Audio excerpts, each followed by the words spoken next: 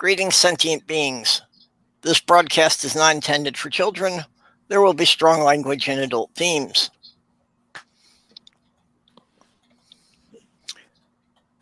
And we should be live, but it looks like YouTube is having a serious lag because I'm not seeing it there.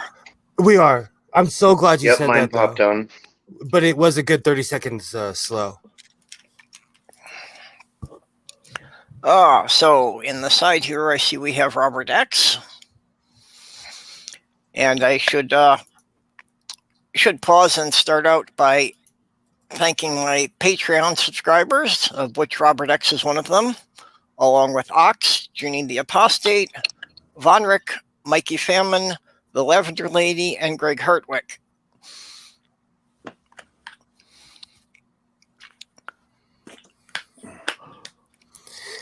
So today is chocolate-covered raisin day, huh? Okay, and I see we now have Godless Scummer and Greg Hartwick in the side chat, too. Woo! Yay. Yes, today is chocolate-covered raisin day, and I'm actually prepared. Actually, Soft Girl had found these, 3.5-pound containers of chocolate-covered raisins at Sam's Club, and she had got me one a couple of weeks ago, so I still have some left here. So because of those large containers, they're why I don't eat chocolate-covered raisins. I will empty that container in a short time. Have you ever had raisins? Is that what they're called? Raisins? Raisins? It's like raisins, but it's spelled raisins. It's an older brand. I'm not familiar with that brand. I think so, yeah. When I was a kid, I ate probably half a pound of it, and still to this day, it's one of those things. I try to learn my lesson. I try to. So if it makes me physically ill, I'm gonna back away from it. When I was a kid, there was a bar called a Chunky. A Chunky bar. It was just like a cube of chocolate with some nut and some raisin in it. That's the thing that gave me a taste for chocolate-covered raisins. I've been addicted all my life. I will not buy them today because I will finish a whole bag in one sitting. So I just avoid them. I did that with cherries too. I went cherry picking and I got like 10 pounds of cherries. I made cherry pie. I put cherry in my soda. I went and brought Sprite and put cherries in my Sprite. I can't stand cherries now. Just a thought. But cherry picking is awesome. It's a fun thing to do if you have a kid or you're a kid at heart. It's so much fun. But I will never eat a cherry again. My sister lives in Door County, Wisconsin, and they're famous for the cherries there. It's so much fun. Yeah, every year my mom and some of my other sisters go down there to pick cherries, and then they do massive canning, and she sends up like jars of cherry pie filling. I had a neighbor who he goes sports fishing every year. And he doesn't eat fish. So he comes up to me last year. He came to me with like 15 pounds of tuna. And it came to the point where I was giving it away. I was like, here, take some tuna. Here, take some tuna.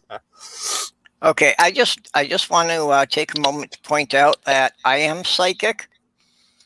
If you check the description of the stream before we started, you will see that I had exactly this panel listed and no one else. Whoa. I somehow knew who was going to show up today.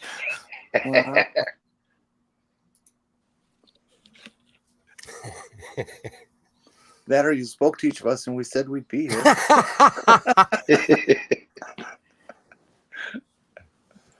Okay, actually, I'm not psychic. My experiments in nonlinear time are finally showing some fruit.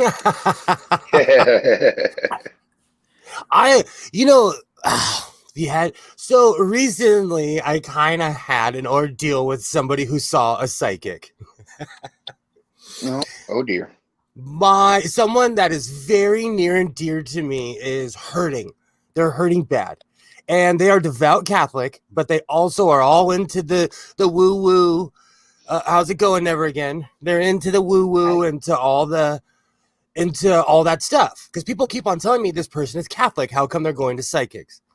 Long story short, there are 2 items of my father's that are missing out of all this stuff. And so this person I respect, it's my mom. I've already given it away. She told me, she's like, I went to a psychic and they told me where the computer was. I looked her in the eye and I told her she was BS. I said, I love you, but you're bullshit. And we didn't find it where the psychic said. I just feel bad because she got grifted. Somebody, and you know, they're like, ooh, an old lady with money. Let me tell her what she wants to hear, you know? And I was in the pagan community for 25 years, and yeah, it was very common for the Christians to come and try and find a witch to tell them something. I just don't I'm one of those people, if you give me empirical proof, I have no reason but to believe you. If you're a psychic and you're like, hey, it's over here in the blue car, in the trunk, this person's in the trunk in the blue car, I'll believe you. But I just found it funny how many people, you know, who were demonizing the pagans wouldn't hesitate to come and ask for help. Yeah, exactly. So I'm trying to be nice, but I don't believe in psychics at all. I had a friend, Glenn, rest his soul, that was absolutely convinced that I needed to see a psychic, and Glenn, I don't believe in any of that stuff. And so he actually paid for me to go and deal with this woman for an hour, and it was everything I thought it would be. It was just complete bullshit. I fed her false information, and so she was absolutely convinced that this or that was true, and you know, and it's like, geez Louise. And I told her at the end, I said, look, my friend sent me here. I don't believe in you. You're a bunch of crap. These were your lies, and I won't be back. You know, so it was just ridiculous. It's like, I agree with you, Jenny. It's complete BS. My mom told me a story about her friend who went to see somebody, and they were like cracking an egg. They were lighting candles, and her friend was like, oh, you scared me. And she walked out. It's woo-woo. It is straight woo-woo, you know? And this makes me scared for people who believe stuff like this. This is why scammers call my house all day long and my cell phone, because there are people out there who will bite it, you know, and who will believe these people. Well, it's the same reason that astrology exists. You know, it's the same woo. You know. Yeah. It should. Well, and people want to believe it. They want to believe that the future is predictable, that they can have more control over things. Just like religion as well. How's it going, Jeff? Not bad. We're trashing psychics. Well, you know, my opinion on that, that's all bullshit. I kind of consider it almost like idiot tax, you know? It's so sad. It's so sad. And there's a place that's been open in the downtown area of my town for 40 years that I've known. It's been there as long as I can remember it. And every time I drive by, I'm like, shit, that person has to own the house, because there's no way that she can afford to be a psychic and live in that neighborhood. It's arbitrary. It's a complete racket. But I thought for sure I watched Dragnet and Adam 12 that they were always busting psychics. I didn't know it was legal there. I used to. My mom was my mom had cancer, and so we watched Adam 12, Emergency. Yeah, and they would bust psychics. I missed those old 70s shows. Those shows were, because it was true. Like, no, madam, weird hairdo. No, you're lying. And what I always thought was funny is anytime you showed anything, any street scene in LA, it was this completely non-congested, wide open, 1 or 2 cars on the road shot, you know, and it's like, oh, it looks like a cow town. You know, and Chips was like that too. Chips was filmed on the freeway when they first built the 210-5 split. So the 5 freeway goes all the way from Guatemala to Canada, but they built a bunch of connectors. The show Chips made Los Angeles look like it was abandoned. You know, But they were filming on freeways that basically were half built, so they could do whatever they wanted, do all kinds of cool stunts, and you couldn't get away with that. Love that show. I used to love that show. I watched it even when Caitlyn Jenner was on it. I loved that show as a kid. They filmed it in my town. Like a lot of the scenes when Ponch is in the park, that's in my town. Yeah. And the guy who played the sergeant, Oh yeah. Do you know who his kid is? No, don't tell me. Robert Pine. Hold on. Didn't he play Kirk? Oh, Chris Pine. That's his Chris dad. Pine. Yeah, You're Pine. right. Sorry. That's his. They do look. That's his dad. Yeah. You know what? My dad was 43 when I was born, so I can totally see that. Because Chris Pine then has to be around my age. I have to look that up now. That's gonna. Alexa, how old is Chris Pine? Chris Pine is 40 years old. Oh my God, we're the August same. 1980. Oh, Chris Pine and I are the same age. Yeah, that's awesome. That's awesome. That's a fun fact I learned today. I loved C.H.I.Ps. I loved that show as a child, as an adult. Please tell me that you have one of those channels where you guys live, where they show the old Star Trek, the original Doctor Who, C.H.I.Ps, Emergency, all those old shows. So there's definitely sort of channels that show a lot of old shows. I mean, I'm trying to think who because I don't watch much TV anymore, to be honest. But there's definitely channels that sort of survive off of showing those old shows. I mean, there's Go ahead. There's one called TV Land. Yeah, that's the one I was thinking of. Yeah, it's like a national network, and most of the cable companies carry it. And the Me network, Memories something. Yep. Network. We have that here. They don't ever show the good ones though. They don't show Doctor Who. I would love that. We have a weird off-channel. It's a wannabe Me TV, and every week they'll show like the original Superman, the original with George Reeves, I think. They'll show Doctor Who, and it's always the older episodes. They show C.H.I.Ps, of course. They show the original Star Trek. It's anything from the 60s and 70s, basically, they show. I'm trying to think. There's a lot of cool shows, though. There's this other network we get here, the Grit. I never cable channel, Grit, and it's all old westerns. And just I pretty much gave up on having TV 10 years ago now. That on rare occasion I'll put something on Netflix just because Sloth Girl lets me use her account. But Grit drives me crazy because it's 24/7 of racist politics on TV. It's just complete stereotypic of American Indians. And so I watched the old Davy Crockett show is like that.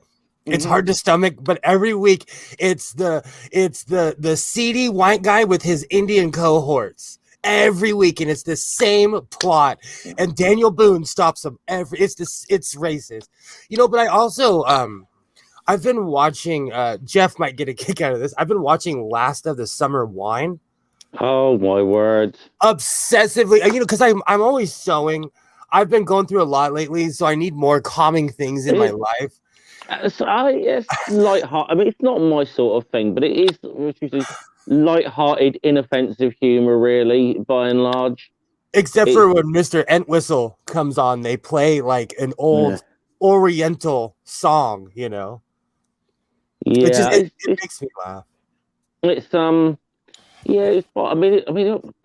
show was on TV for like 38 years or something like that in the UK. But I always felt once I think once Bill Owen dies and they try to carry it on without him, it just was not the same without like the actual like compo. You know, it just wasn't the same about him. I agree. I like That usually happens when a show loses a key actor. It was the original the original three guys, Compo, Clegg, and Foggy were the funny ones in that, you know, in Last of the Summer Wine. But you know, I think when they sort of tried to bring different people in, it didn't sort of work so well. And also, it's the one thing I love about certain shows is when you watch modern technology intersect with older shows, like in the later seasons of Last of the Summer's Wine. They're walking around with what I call Zach Morris cell phones. They have these giant, huge cell phones, and it reminds me of the 80s and 90s when all the yuppies were walking around with their briefcases, think they're cool with their huge radiation. Of course, I mean, see, most people probably know, like, because most people probably know the actor who played Clegg is the guy who voices Wallace in Wallace and Gromit, who did for years. So he's got such a recognizable voice. That guy, Peter Sallis, is such a recognizable voice. There's an episode of the original Star Trek where the man who did the voice for Piglet is in the episode, and he runs out screaming, "They're killing us all!" And it's Piglet. Still to this day, every time I watch the episode, I can't take it serious because it's the guy who, to me, even he's Piglet. He is Piglet, you know. That on the original Star Trek? Yeah. You should look it up. It's a funny episode. He's in it, and I can't even remember the plot now. I have to go back and watch it now. But he runs out and he's like, "They're killing us all." And it's supposed to be really serious. But I laugh. Even when I was a kid, I laughed watching it because I knew that man's voice right off the bat. I mean, there are certain people that get typecast, you know? Yeah, I mean, it's a shame because you sort of see people who, you know, like could probably get known for doing like comedy stuff get typecast in that role, and you sometimes forget that they actually can be very good, sort of doing very good serious drama sort of stuff, you know. Robin Williams was like that. Robin Williams was. Well, people forget now. Tom Hanks. You know, people sort of forget now, but he was for a while there. He was a comedy actor, wasn't he? He wasn't sort of like a big time. Oh yeah. He wasn't. You know, you wouldn't cast him in anything serious at one time. He was in Big. Big was amazing. Yeah. I still have Robert Williams records and a bunch of Flip Wilson records. I have a bunch, but Robin Williams is his comedy. A lot of his comedy is actually extremely hilarious. And I hate to say it, I know I'm going to be sorry. Flip Wilson. You know, he had his own TV variety show, and then I don't remember a thing of him after that. You know, he's kind of like Fats Domino. During Katrina, I saw this picture of them, and they're like, "Oh, we're evacuating Fats Domino." My first thought was, he's still alive? I had no idea. You know, to me, these people were long gone, you know, but that's a good question. I'm going to have to look that up. That's a really good question. Well, I remember hearing that he died. Oh, okay. In the last number of years. I don't remember. I do seem to remember. Yeah, I do seem to remember like hearing that, and then thought, because I remember thinking to myself, I thought he died years ago, you know, and someone's ringing. Oh, it's Or playing the xylophone. No, my my cell phone is now keyed to my computer and my old cell phone and my other cell phone. My son turned on my old iPhone 4 and it instantly activated. And I don't know why. This is how I know I'm being tracked.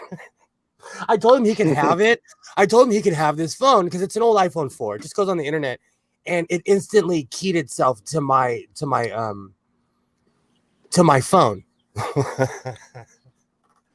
You know, so it's one of those things. If you think you're not being tracked, don't buy Apple. Makes me scared to get my iPhone 4 out. It was so scary because it instantly keyed itself to this one, and I'm like, that's not okay. I was just gonna give it to an 11-year-old so he can go online and download a bunch of crummy apps, you know. But like it instantly, and now when someone calls me, it rings. It's weird. It's so it's so weird. You mean, so it still has to have its SIM card in it then? Well, iPhones, they're built in. No, I had a 4. You had to put a card in there. Oh, okay. I don't know. Is that why T-Mobile sent me a card? A SIM card? Maybe. What did I do with it? There's a little hole on the right side. I just didn't think a SIM card would fit in my newer iPhone, so I just kind of was like, oh, they just sent me junk mail, and kind of ignored it. Maybe if I put that SIM card in my 4, ooh, I'm getting all these evil ideas now. Well, when I moved, let's see, what was that? Oh no, that was when I moved. No, wow. No, I had to do a bunch of dicking around when I moved from a 4 to a 6. But when I moved from a 6 to the one I have now, which is basically an 8, it would just switch the SIM card and everything as it was. It's I was right on that cusp of where I was told, like, you're a private citizen, your phone taps are real, stay away from the government. And now I have an Alexa and a bunch of iPhones. So I didn't listen very well. I do love those memes that say, hey, phone tap, tell me the temperature. That does make me laugh. Alexa, what is the temperature? Alexa, what's the current temperature right now? Right now, it's 58 degrees Fahrenheit. By the way, you can also ask me questions about sunrise and sunset times. Try asking, what time is sunset? Alexa, thank you. Of course. I want to get one of those, but I don't, I'll tell you, it's reformat your phone is connected to your Apple account. If you reformat it will want you to set up a new. Oh, I do need to do that. That's a really good idea. So I should just wipe it completely and just put a new email in there. Oh yeah, anytime you get rid of a cell phone, you should definitely. Well, see, it clean. I kept this one because they just tacked it onto my bill, and eventually I paid it off, not even realizing it. It was an extra like $10 every month. And then I've kind of done the same thing with this phone. I need a new phone. It's that time for me to get a new phone, but I refuse because I'm so stuck on the phone I have now. My problem is I only need a phone. I don't need it to be anything else. I don't need it connected to the internet. I don't want the thing to have any of my fucking email accounts. Oh yes, you do. You need to be as much of a slave to the internet as we all are. I'm gonna tell you, as a slave to the internet, it's convenient, and that's the shitty thing about technology is that like my bank, all my stuff is at the touch of a finger. But if I lost my phone, I would have a real life crisis. So there is that weird balance you have to have, I that scares the fuck out of me because you saying that, I realized that if I did lose my phone, what trouble I'd be in. Yeah, my life is on my phone. I tell it, like, honestly, I don't let people mess around with my phone. I don't and no one really asks. That's so true, Greg Hartwick. It's true. No one really asks to use my phone, but like my life is on there, and you could touch 3 buttons and ruin my life. I mean, I have mine completely backed up, so I'm not going to lose any of the data if the phone gets stolen or whatever. But it's not like I have enough money that I could go buy a phone tomorrow then. Yeah, I'm with never again. Well, one of the other things is since I don't really want any of those features anyway, I get really cheap phones. I've never paid more than $30 for a phone in my life. I had flip phones up until I got this. I was obsessed with Cricket. When I lived in Oregon, they had this company called Cricket, and I don't know, for like $50 down, you get a phone and all this, and it's a flip phone, but you have a cell phone, and it was only $30 a month. I wish I could get one of those old sliders that has the full keyboard for texting. Oh, those were all. You know what? because the keyboards that are the touch screen, they never fucking work right. See, that's where it starts. You start texting and you realize how damn useful this is. No, I've been texting, and I'll use it for texting, but I don't need it for all the other crap. You know what? You just exposed me. I am so addicted to my phone that like I wake up, roll over, and check my phone, and then roll back over and go to sleep. Like I am addicted to my phone. I use the clock functions to set reminders when I have appointments. I use the calculator, but that's all stuff that's internal to the phone. It doesn't need to be connected to the internet for any of that crap. So you don't have a smartphone? Yes, I do, because you can't buy anything else anymore. Oh, okay. But you don't download any apps on it or anything? No. Actually, my biggest problem is there's all sorts of shit on it that you can't remove. Oh, yeah. It comes with certain apps. If you checked out, I think it's consumer cellular. It's a real bare bones kind of thing, and I think they actually they call them something insulting like cell phones for seniors, and and they're basically just razor type phones and that sort of thing. My dad used to call my phone a terrorist phone. He'd be like, you have a terrorist phone because you could give any old name, $30 a month, as long as you paid it, it stayed on. I think it's I always kind of miss the fact that you had all these weird different designs of phones that I mean they're basically now they've all copied the iPhone in a way. All the smartphones are effectively, in a way, are just their own interpretation of the iPhone. Absolutely. I mean, I'm on a Samsung, but it is pretty much the same. They're all the same now. Oh, they are. And now they're more in competition to see who has the better camera, or who. Pretty soon we're gonna like all phones are gonna be in 4K. It's like, I recently shot a video in 4K. It's the one where I'm ranting about where I watched someone get punched in the face when they're waving a cell phone around. And like 4K shows every crevice in my face. It shows every nook. Like, I don't know if I like 4K. So it's now it's just they're all competing with the technology. It is the same phone basically. I like the idea of having a camera with me all the time because I've been into photography since I was a little kid. I still tend to forget that's got a camera on it. There are more times when that would be useful, but I don't remember I've got a camera in my pocket.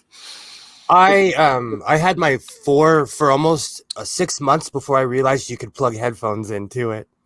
It changed my life because I can rock out with my music and ignore people, which I do regularly now. It's like, oh, go ahead. Yeah, sorry. Robert, I've never had a warranty on any of these pieces of crap anyway. So if you can tell me how to remove a bunch of this crap. Like iPhone will let you get rid of their apps. They'll let you could completely evacuate, like take all apps off except for like, the important ones like Safari and Google. See, a lot of the apps that people would kind of use or whatever though. See, I used to have like the old Nokia ones, the Microsoft software, and I quite liked that. But then it seemed like Microsoft fell out with just about every big company that made apps.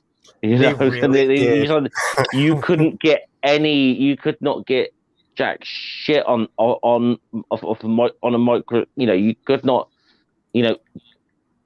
Get apps you wanted on a bloody Microsoft phone. So I just switched to Android. I was like, because Microsoft would insist on doing their own version, which was pretty damn crap. The problem is like, okay, do you guys have Yowie phones in the UK? Is that what they're called? What? Yahweh, isn't that what they call Jesus? No, it's a company. Yeah. I'm saying it's wrong. It's my accent. In Australia, they have it's Oh damn! I'm gonna have to look it up. It's Oh, you mean that Chinese company? Yes, the one that Trump banned.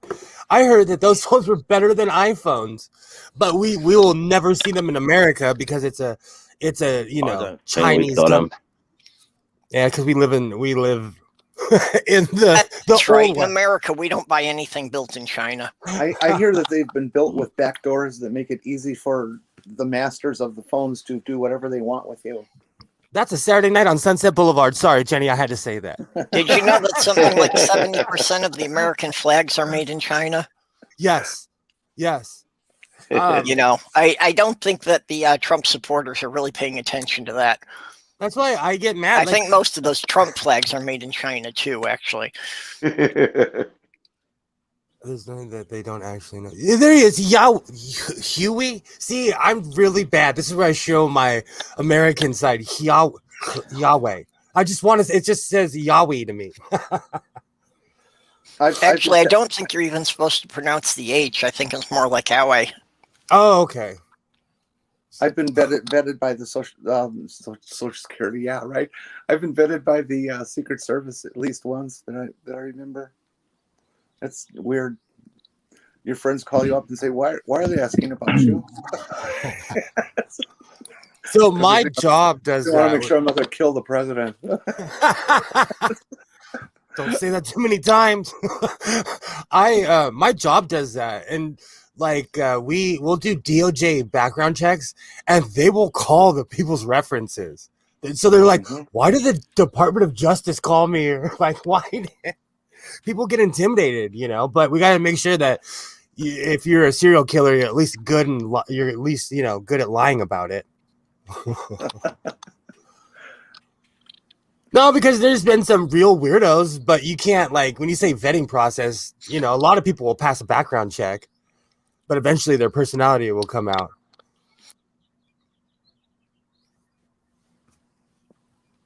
See, now I'm going to look up that phone that we are forbidden to have in the land of freedom units. I've been having real problem with all the technology I have. I'm over Apple. I'm going to go buy an HP laptop and sell all of this. By the way, Lenovo laptops are considered to be security problems too. I just am tired of Apple has so many checks and counter checks that it makes it almost useless after a while. It took me an hour to download a minute video. I hate all the websites who think that my knowing the account name and the password isn't enough. Because for some reason they think I'm signing in from a new device, even though it's the same computer I've always used. So then they require me to go through some other verification process. I hate Google. What's the fucking point of the password? I agree with Jetty. So recently, Google has made my life a living hell because I have my Google account open on 1, 2, 3, 4, 5, 6, 7, 8 or 9 devices. And they're already mad at me because I walk around, I have an old tablet. And the thing that made me laugh, I gave Jen the key to my StreamYards. Google let someone in Australia walk right into my account without even telling me that it happened. But if I sign in my own house, it'll tell me that someone's stealing my account. But when someone in Australia comes in with the same information, they didn't say a word to me about it. I didn't even get an email. And she's been, and I'm not against it. It's Jen. I love Jen. But it just shocked me of all the checks and counter checks they have. Somebody in Australia can walk right into my computer. I gave her minimal information, and she was able to get right into my computer. They can't standardize even the form for passwords. So it's like you've got to know what the syntax of the password is on any particular site, whether or not you can use certain characters. Oh, they go. That's been driving me batty too. I've changed my Apple ID, I think twice in the past 2 days. They tell you to make it something that you're sure to remember, but they make sure that you can't use anything you would actually remember. The code the computer gave me, it made me laugh because Apple was like, "Oh, we're gonna give you a simple Apple ID." Yeah, it's simple if I'm a computer. It was not words. Let's just put it that way. It is amazing though what you can do with a password to make it more complex that people can't get into it. I went on this site. If I could remember it, I'd share it with you. But it was a website that would test the strength of your password. And so you type in a password and then give it a rating. And then you can play around with variables. And I find that if you put two symbol marks, like 2 commas or 2 exclamation points in your password somewhere, that it takes it from good to extremely, extremely advanced or very good. I forget what term they use, but very, very hard to break into. And their criteria is how long would it take of a computer generating random or making sequential tests of passwords that they can get through with, how long it would take the computer. And you can change it from it taking a day for it to find your password to taking a month to finding your password just by adding 2 symbol marks. I need something like that because one of the reasons I'm bitching about my passwords is that Google sent me an email and said that I had 9 passwords that were hackable. And I was like, go stuff yourself, Google, go stuff yourself.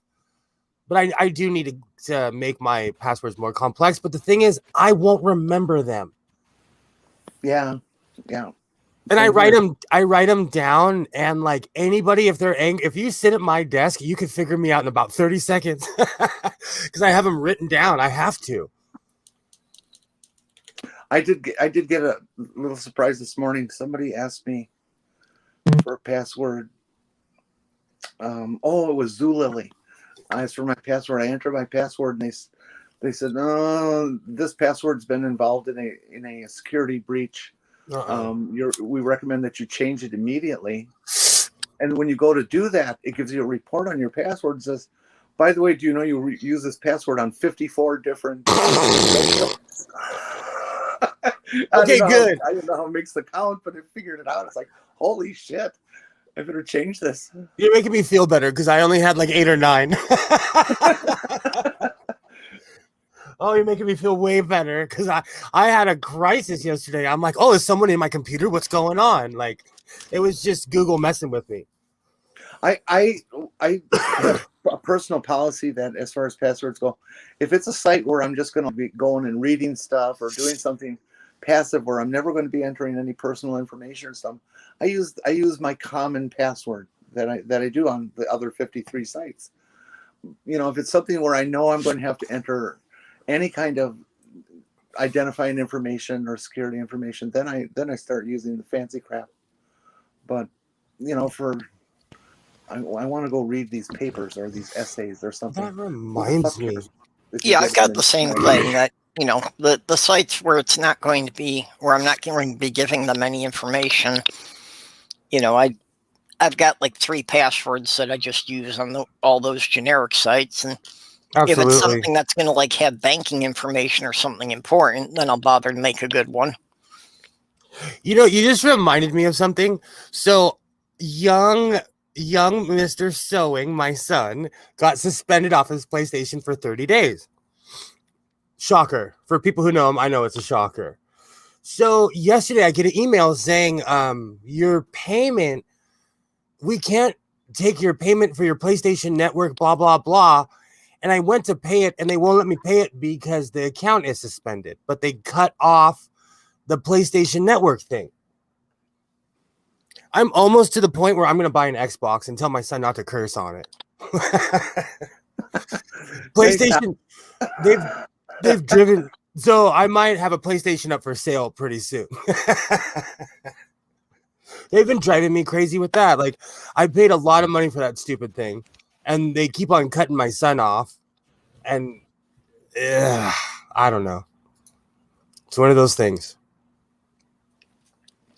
I think it's insane that they do that kind of shit. You know, some kid, some 10-year-old, 12-year-old kid can go on to Twitter and see every bit of pornography and lewd and lascivious behavior that you can ever imagine right on Twitter. Or my son taught me, or Google, if there aren't parental locks on go Google butt right now and see what pops up. You would be shocked. There's been a few times where I walked in my son's room and I'm like, those are nice cheeks, and I just walk out because I'm like, and I could clearly see he's on Google and he just typed in ass or butt or boobs or something. And it's full porn pop. Do they really do that stuff? Well, there's a film.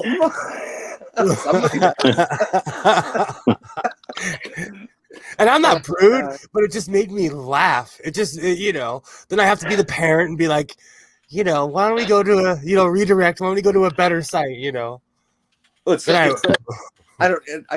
say it's so funny that, but I don't know if it is funny or tragic or whatever, but it's interesting as hell is that when we were kids, and I'm sure when you were a kid too, Will, and well, we're all about the same age here. That the biggest piece of porn you could get would have been Hustler magazine. Yes, I was saying that the other day to my son. and you think about that and compared now what you can get with a couple of keystrokes, and it's a real different world. I thought I was a seasoned veteran until I got online. And there was all kinds of stuff I'd never heard of, things I'd never seen in my life.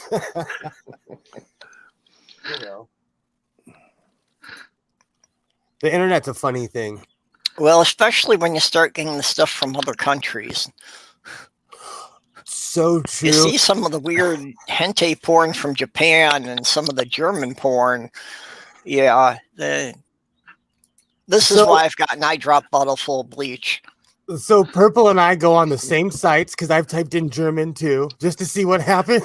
Swedish, French, I've German. never gone looking for the German stuff, but it just manages to come up with other keywords. Pick a country and type it into a porn search engine and you will not be disappointed. Jeff, one day I got bored and I typed in slag just to see what will happen, and I was shocked. You didn't get a website about coal or nothing, Or what's that other word that I thought when you typed in slag you'd get porno about the Dinobot Transformer. Me too. I decided I was done with the internet when I saw what was it, the first one of the Iraq or Afghanistan wars, I don't remember which, that somebody was actually posting films of some of the locals fucking their sheep and goats and stuff. Oh yeah. Oh, that's gross too. Oh, good but they're Lord. doing it right out in the street. There's one, it's a fake one. It's called Tour of Booty. I laugh every time I say that. One thing I'll say about pornography, they do come up with some really funny names, like based on like films and stuff, Yeah, they can always come up with a clever pun off of any popular movie. I mean the obvious ones like Star Trek: The Next Penetration and stuff like that, but... Star Wars. Star Wars is real. Star Wars is awesome too. Jurassic Poke. Yeah, there's loads. I've seen a Seinfeld porno. Oh, exactly. Well, Rule 34. Yep. Absolutely. What's Rule 34? If something exists, there's a porno version of it. People are weird. People are so weird. You know what though? I don't judge. So I am gonna go Google now. I'm gonna go Google some funny porn titles. I saw a married with children one. There Yeah, I was. haven't watched that one, but I've seen it around. There's a bunch of Star Trek, tons of Scooby Doo. There's a Scooby Doo one. Gads. I don't. Yeah, I can imagine what Shaggy means. Oh, speaking of Shaggy, there's an Austin Powers one too. There's oh man, Yeah. Port is hilarious. Yeah, there's a few. There's a few here. A Few Hard Men, The Long Ranger. A Tale of Two Titties. Oh, that's amazing. That's amazing. I needed this. I needed this today. I needed this. Beverly Hills Cock. Oh, that's that is the name of my next punk band. Beverly Hills Cock. Buffy the Vampire Layer. Oh, that's a good one. Yeah, it's a good one. You know, because I have a ton of VHS. I laughed the other day. Oh God, Easy Ride Her. I found a porn yesterday over that pile over there of VHS. You know, I'm going through all the boxes and I found a porn. It was called Tongue Fu. And I also have Mr. Peepers from the 80s and 90s. Yeah. There was a whole series of lesbian porn titled "Where the Boys Aren't." Listen to this one. Listen to this one. Porn on the 4th of July. I like that. Even though that movie makes me cry. That is Saturday Night Beaver. when I was like I think 14 or 15, my brother, which was one of the worst things that he ever could do, he gave me a giant box of the old box porn. I mean, like, you know, the giant box where it had the huge box and the VHS tape. I basically had a Blockbuster for all my friends. I was like renting out all the porn to my friends and stuff. It was awesome. There was one I remember from an old sitcom on HBO way back in the day. It was like one of the characters was a psychologist, and he somehow got a job writing for porn. So they came up with a porn called Oedipus Rex.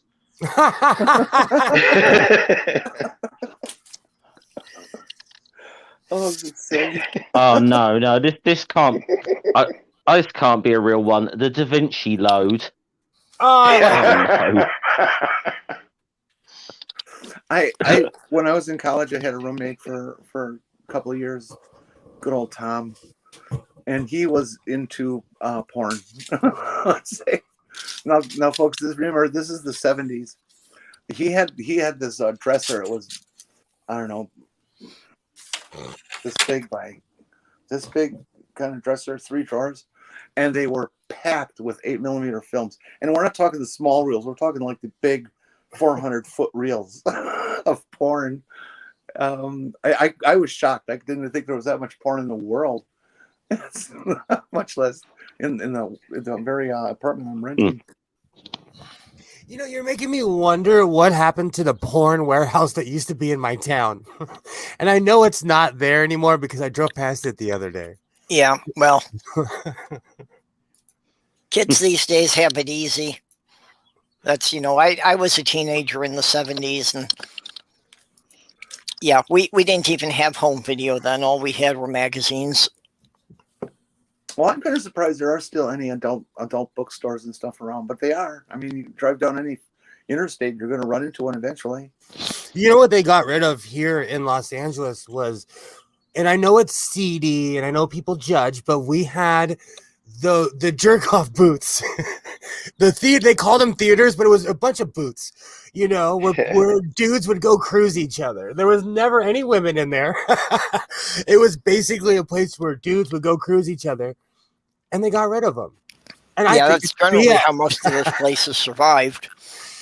Oh yeah, and they catered towards guys. You know, they did. And you know what? It was a sad day when they tore all of them down. There was like 10 in Hollywood and they got rid of all of them. There is not. And they would sell books. They'd have porn, but it was for weirdos. You know, it was basically to keep the weirdos off the street. And you know what? I miss that place. I miss all of them. Yeah, I just always felt bad for the guy who had to clean the place up at the end of the night. Oh, Jizz Mopper is the worst job title ever. I did say it's a real job. I did say that. That's I think the majority of people who own that job are flat earthers. I have this theory. Or have no sense of smell. I just have this theory that is the only job they're getting. What I've thought about this for years. What else could you describe that job as? Because they have a cashier. Then there's the Jizz Mopper. Like, what else would you describe that as? Like, you're not clear. Yeah, you're the Jizz Mopper. I've always wondered about that. But yeah, well, back in the early '80s, maintenance. Back in the early '80s, before the AIDS thing blew up, there were actually a couple of bathrooms in buildings at the University of Minnesota that were known to have glory holes. That's another thing. They have cracked down on dogging in LA because of coronavirus, but I think they're just using it to discriminate against weirdos and people who like to have sex outside. Yeah, I just found it weird that they were actually, in the university building, so it wasn't the kind of weirdos you normally associated with those places. True. I still have never been in an adult bookstore, or toy vendor, which is their other line of work. And I've been wanting to get a new vibrator, and I'm still too hung up to go into this one that we have locally. It's right downtown. It's right there. You know, you can park right in front and walk in. But I'm too hung up to go in there. So I want to tell you a really quick embarrassing story. It's kind of funny. A long time ago, someone asked me to go buy them a bullet, which is like a finger massager. Okay. Well, and it doesn't massage your finger. Yeah, you know. So I go into the sex shop and I bought a bunch of bullets for both hands. Okay. And this is actually with my old phone. Long story short, I had butt dialed my job, and we have a huge phone system. So if it keeps ringing, it goes to the database, and it picked up my entire conversation in the sex shop. And so my mom is my boss. So Monday morning, I come to work and I get this call of, "Hey, can you come in my office for a minute?" And I'm like, "Yeah, sure." I walk in and my mom looks at me and she's like, "Okay, I know you didn't." She's like, "You bought one bullet? Why did you buy one bullet?" I had to explain to my mother what a bullet was. It was one of the most awkward conversations I've ever had. At 6:45 in the morning on a Monday, I'm explaining to my mom that I was in a sex shop, and I'm glad that the phone cut off and only heard half of the conversation. So don't feel bad. I made an ass, and she told everybody. She told everybody I was in a sex shop, so everybody knew I was a freak. Everybody knew I was a freak, So don't feel bad. Now, see, I don't worry about stuff like that. That's the way I deal with my family. Is I let them know I will give an honest and complete answer to anything they ask me. The result has been, for the last 30 years, none of them have dared ask me a question in public. Exactly. Well, I'm mad at myself because here I'm hung up about this, and I'm in a place where I'm 300 miles away from any family or friends I have.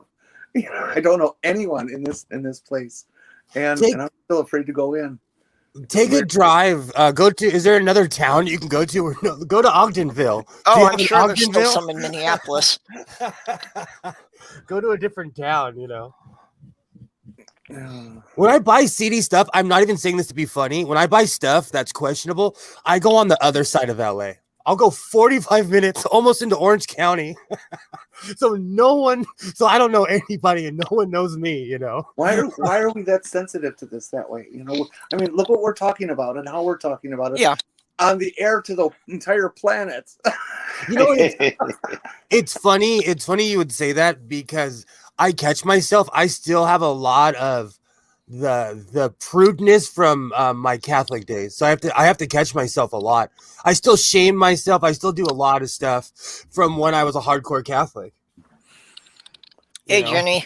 How's it going, Jenny? Hey, Hello. I don't think yeah. I'll be able to get my daily exercise in, and that makes me upset. That's all right. We're talking about sex. So, Perp man, excuse myself for a minute. I got to get some coffee. Yeah, I decided to join you guys instead of go on my daily walk just because I have no time to go on shows anymore with school. So, school's more important, though. yeah, I had my first class yesterday. So are they I'm not allowed actually to doing walk yet. in-person classes, or are you doing it online? In person. But everyone's wearing masks. I mean, nobody's at the school when I'm at the school because it's a night class, so that's good.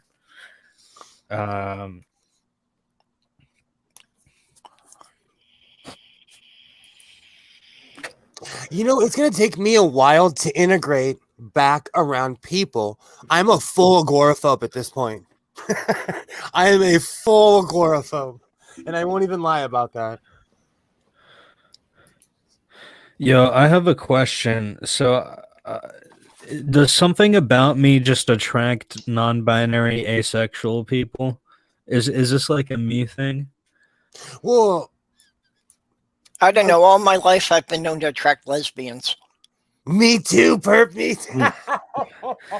Me too. Because all I've matched with so far on the dating apps is asexual people, which is really good for finding friends, but not so great for my purposes. So yeah.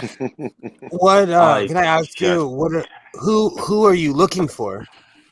I'm looking to just sleep around and be a general Booty calls. Yeah. Because I'm done with having a relationship for now. I had one for 3 years and it was just a headache. So I don't blame you. I right now I think I still got like accounts on a couple of these dating apps, but I just don't go on them anymore. I just fucking given up on all of it now. It's just like, have you ever found any successful have you ever went on a date off of a site, Jeff? Have you ever I? Yeah, a couple of people, but never got never went past one or two meetups, Yeah. So I tried some of the dating sites, and same thing, that I got like 1 or 2 dates, never any that went anywhere. But that said, all the serious relationships I've had since 1994, started out on the computer. But it was just, we were doing other things and decided that, we might as well hook up and have sex, and something developed after that. Yeah. I've always wondered about that because, like, I usually meet someone in person, and so I've never had success on dating sites. No, I mean, the trouble with the thing now is that you're getting more and more to these ones, like they're all going the kind of way of Tinder. And the thing with Tinder is it is one of those things that is designed where you're not really going to look at a sort of anyone's profile to see if they've got any like similar interests. It is just purely a looks based thing, and that really I think is it doesn't help ugly fuckers like me. I'll put it that way. Oh, you're not ugly. I have that same issue where it's all looks based, and like I know I look scary. Okay, I've been hired based on my looks of looking scary, So, not great for dating apps when you look like you might cut a bitch. So to answer simply secular Dave, successful is if they don't stalk you, they don't try to kill you, and you had a genuine good time. my relationship that just ended started on Tinder. It was like a 3-year long relationship, so you should The give problem yourself I've always had with the Tinder's dating awful, sites is that the dating sites seem to match you up on really trivial bullshit and not really wade into, the things that really have any significance to me. And I agree. And also, like, it's, I don't even want to say it. Never mind. I was going to say something, but I'm not going to say it. The thing is with them, I mean, I suppose one dating site started, you used to have to fill out quite a lot of information, didn't you? Because they were going to do all these match-up type of things.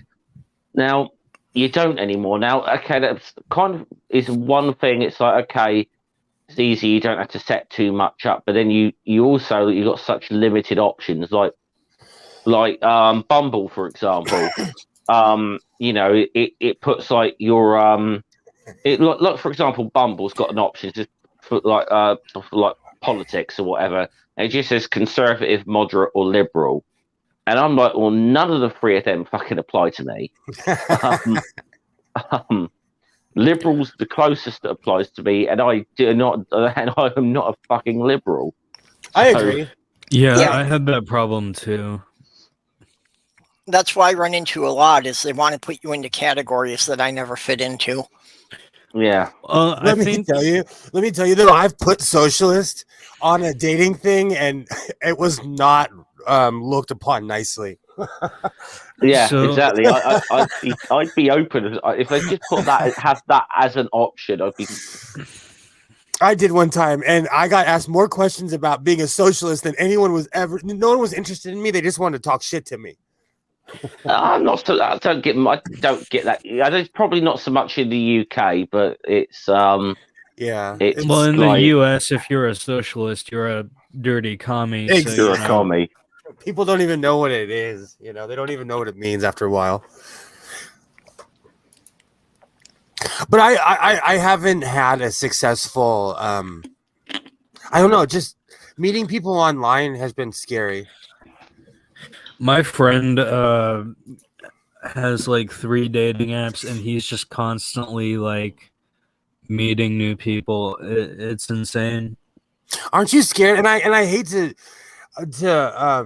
sound like Prudence good wife over here, but aren't you scared of someone trying to hurt you? Yeah, but honestly, not really. I have like 2 very lethal legs, so no, I agree with you. A lot of things don't scare me because I have crushed a gallon of milk between my legs, like a closed gallon. That's so if anyone tries to fuck with me, like the head of someone, a gallon of milk, similar. There was this guy in the UK, they called him the grinder killer. I watched the documentary and it made me never want to go on a dating site again. Ever again. Yeah, well, I mean, there is always that fear that something's not right, but like, I just don't care. I am just waiting for the day because I think it's gonna. I just have this thing is gonna happen when like somebody finally comes across Matt Powell on Grindr. Oh, I will. And I will publicly believe that's gonna happen. I'm glad you said that. I'll keep an eye out for him. I'm kidding. No, they're gonna catch him on something like that. They are. Yeah. I hate to go down that whole like cliche of the most outwardly homophobic people are the closetly gay. Yeah, because it is like it. But I don't know what it is about Matt Powell. It just would not surprise me in the slightest. So, as someone like, if you're obsessed, it's kind of a simple thing. If you're obsessed with penises, and who you probably really, really like them.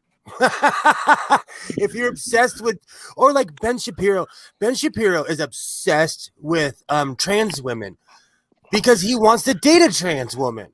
And same with I'm sorry, it's a simple thing. Like, I don't dedicate myself to people I hate. I don't say I'm anti this, so I'm gonna go off about this. Like, no. You're throwing rocks like a little kid.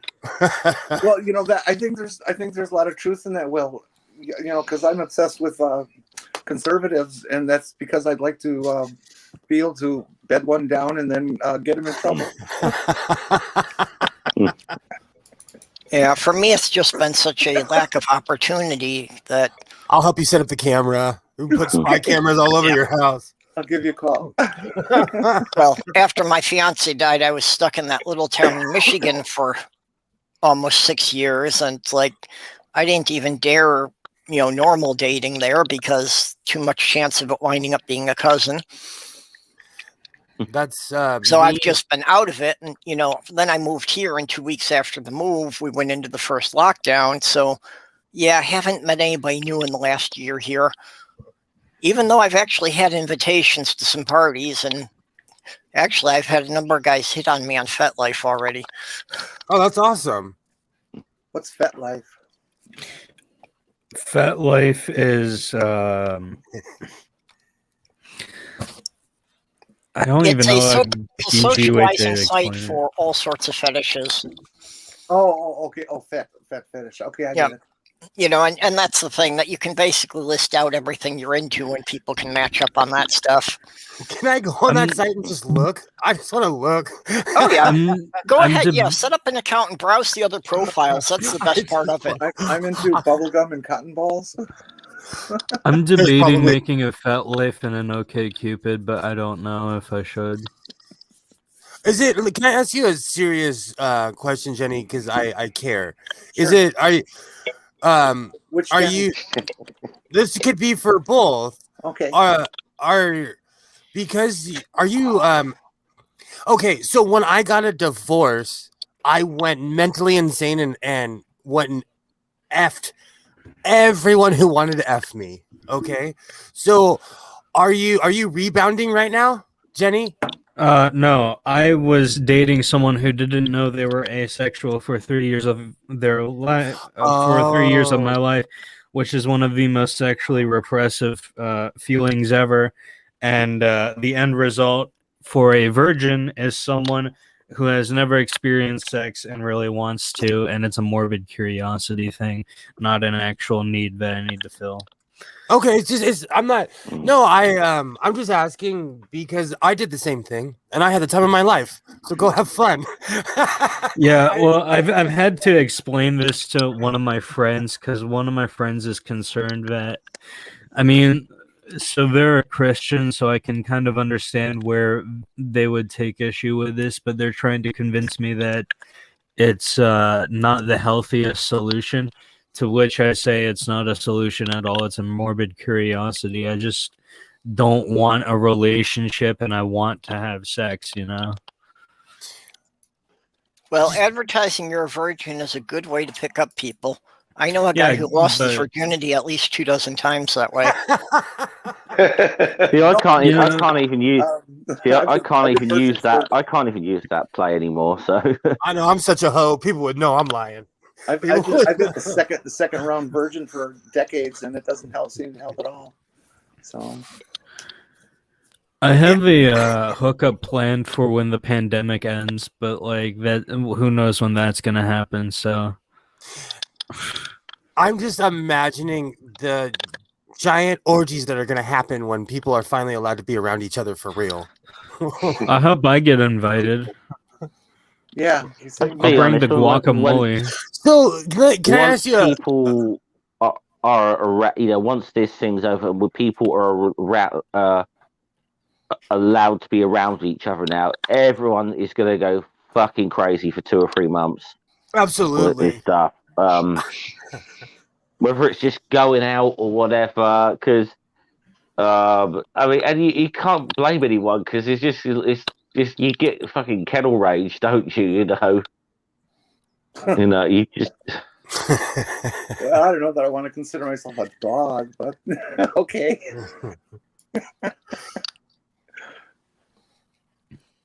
Oh, I forgot what I was gonna say.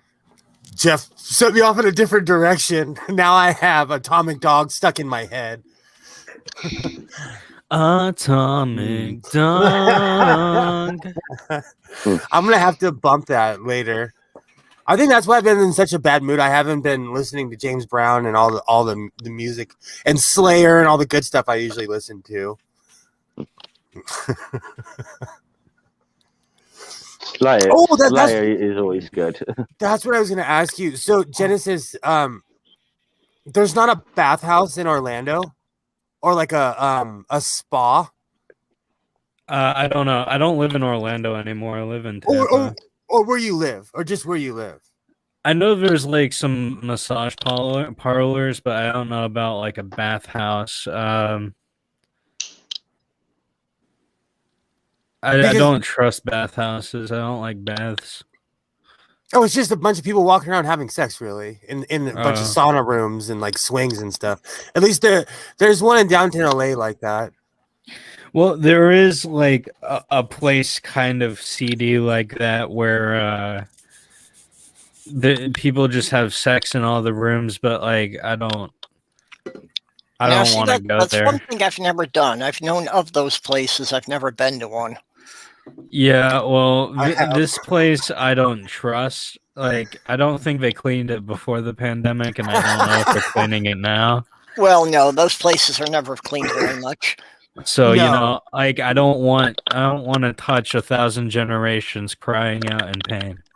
No jizz cleaner, huh? No jizz mopper. It just smells like bleach. It just, you know what, those places, they smell like vanilla, bleach, and shame. That's what those places smell like.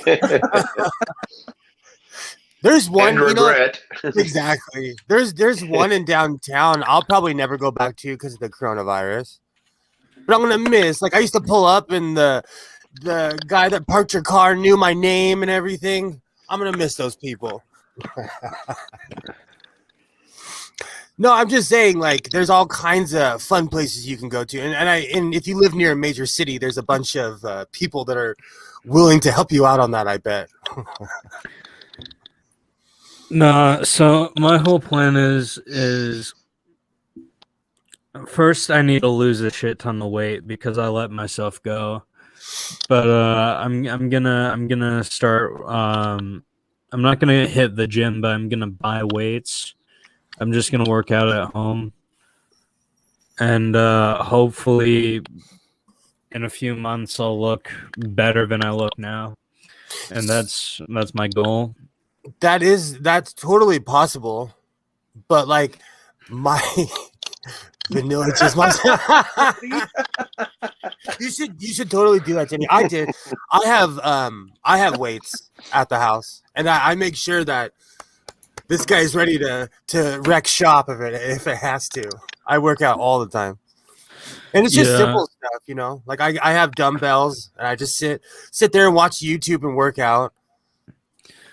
Yeah, I'm just gonna do like, I don't know, because I used to have a punching bag, which is how I got my exercise done, but I had to sell it.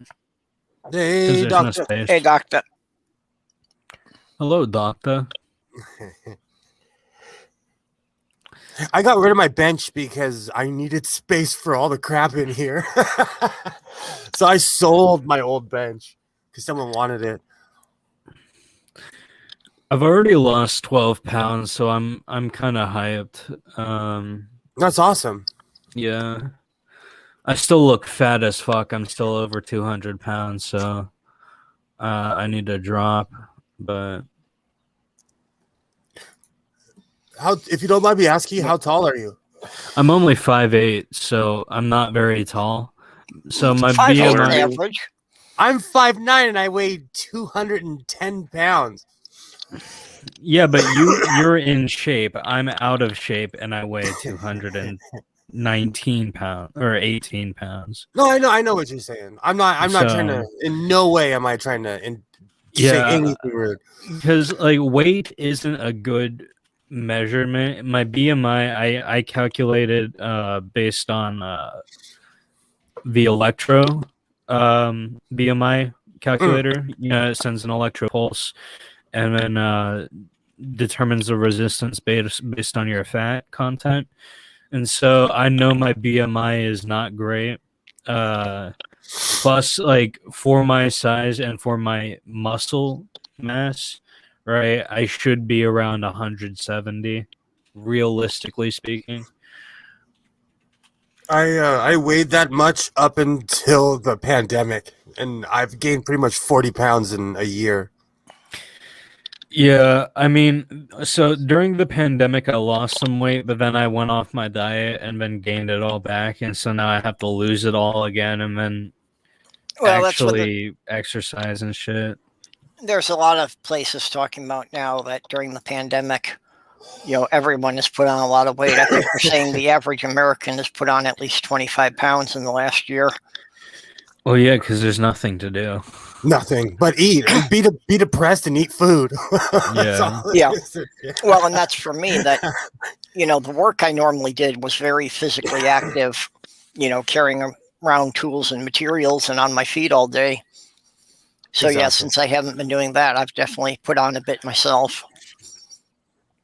You so reminded me, like, I miss my little routines of like dropping off my son, going to Starbucks and getting weird looks in my coveralls. I miss my routine. Yeah, I've gained a significant amount of weight from sitting here for over a year. Why would you get weird looks wearing overalls? Because I go, my job, it's on the way to the yuppie. It's like in the yuppie side of town.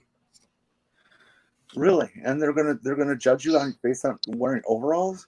Yeah, and I make more money than most people do. But like welders, people that have certs usually make more money than people who are going to work.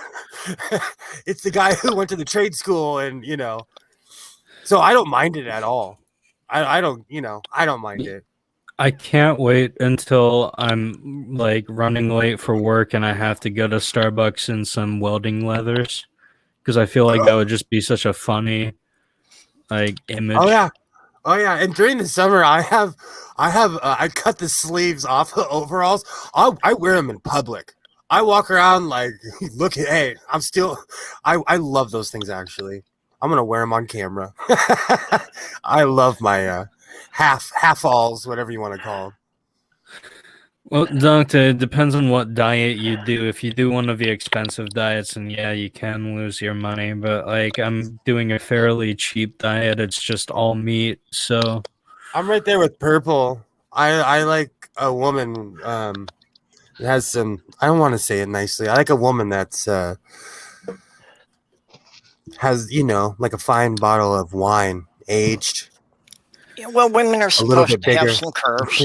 Absolutely. I never got the thigh gap thing. I like my women like I like my processed cheese, young and melty. Thanks for saving me, Jenny. Thank you, because I was trying not to say anything rude. I like thick. I like a woman nice and thick, like my oatmeal. Yep. I'm just not going to make a fucking comment. I just feel whatever I say, I'll be digging a hole for myself if I use any of those analogies.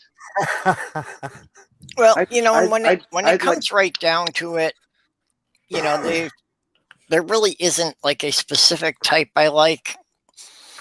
And I mean, if it's going to be more than just a hookup, it's going to be more about the personality anyway. True. I would like anybody who's willing. Willing's a good attribute, especially if you don't have enough rope. That's always a good. That's always a good start. That's generally the sort of first hurdle that I'm always kind of falling at, quite frankly. So if that doesn't work, Jenny, I have an eye bolt and a bunch of chain. Oh, that just reminded me of the movie Misery. Oh. So that is one movie that I saw when I was younger and I flinched. I saw that movie as an adult and I still flinched. I still flinched in that movie. That's still a bit. Yeah, that's still a little bit of a. Oh, and that's It's a a good brutal movie. one. Yeah. And Can we not talk about that movie? I know it's a good movie. It's No, just- yeah. it's- It was so well done. You knew what was going to happen as she came up with that 4x4. You know? oh, yeah. yeah. No. Don't do that. I agree. We don't need to continue discussing it because that scene was too vivid. It stayed with me too well. That's what I was saying. Like, I went back and I watched Hellraiser. Hellraiser was not scary to me. As an adult, I went and I'm like, this is cheesy, you know. But there's certain movies that, like, even Final Destination. It's not Final Destination. It's that one movie they're where awful. that person is driving behind a logging truck. Yeah, So- that's Final Destination. So I live on the West Yeah. Coast. It's not rare to be behind a logging truck. Every time I'm behind a logging truck, I'm like, nope. And I will pull away because of that movie. I refuse to be behind a lumber truck. It's a good thing I didn't see that because where I was living in Michigan, logging trucks were about half the vehicles on the road. To this I day, could not if I were stand those with movies. I Kathy thought they were Bates, awful. I would pass out and poop myself. I'm just still scared of her. No, she does. She has that face. She was on American Horror Story. Well, she was on a bunch of different seasons, but there was one where they were in Louisiana. She's such a good actress. She still scares me to this very day. Very day. The last thing I saw her in, though, was that Netflix comedy Disjointed. Oh, I haven't seen that. Which it had its funny moments, but it was, I don't know, it was kind of, I don't know, I don't think they really had a good vision of what they wanted it to be, but Kathy Bates was quite good as this kind of like she's kind of like this old like hippie lady running a dispensary, you know, and she was really kind of cool with it. Oh, I have to watch it now. Kathy Bates, weirdly, I saw like the first season of that. She weirdly, she was like the one. I mean, Netflix axed it, didn't they? Because it just didn't. It was the same people who wrote The Big Bang Theory, I think, who wrote that, but it just, I don't know. It was. I think they really figured out what they were doing with it. Yeah, I thought it had potential, but it never seemed to quite work. That's just all good shows. I mean, her character was awesome. Her character in that was fucking awesome, though. Her most favorite, my most favorite line of hers was in Fried Green Tomatoes. Absolutely. The car crash scene, the parking lot scene. That's such a good movie. She just says the line. She says, "I've got things that those young kids don't have," and it's just insurance. You know, it was trash in the car and stuff. It was wonderful. Yeah, I have a random topic to talk about. If you guys want to talk about it, it's kind of one of those topics that YouTube is iffy on.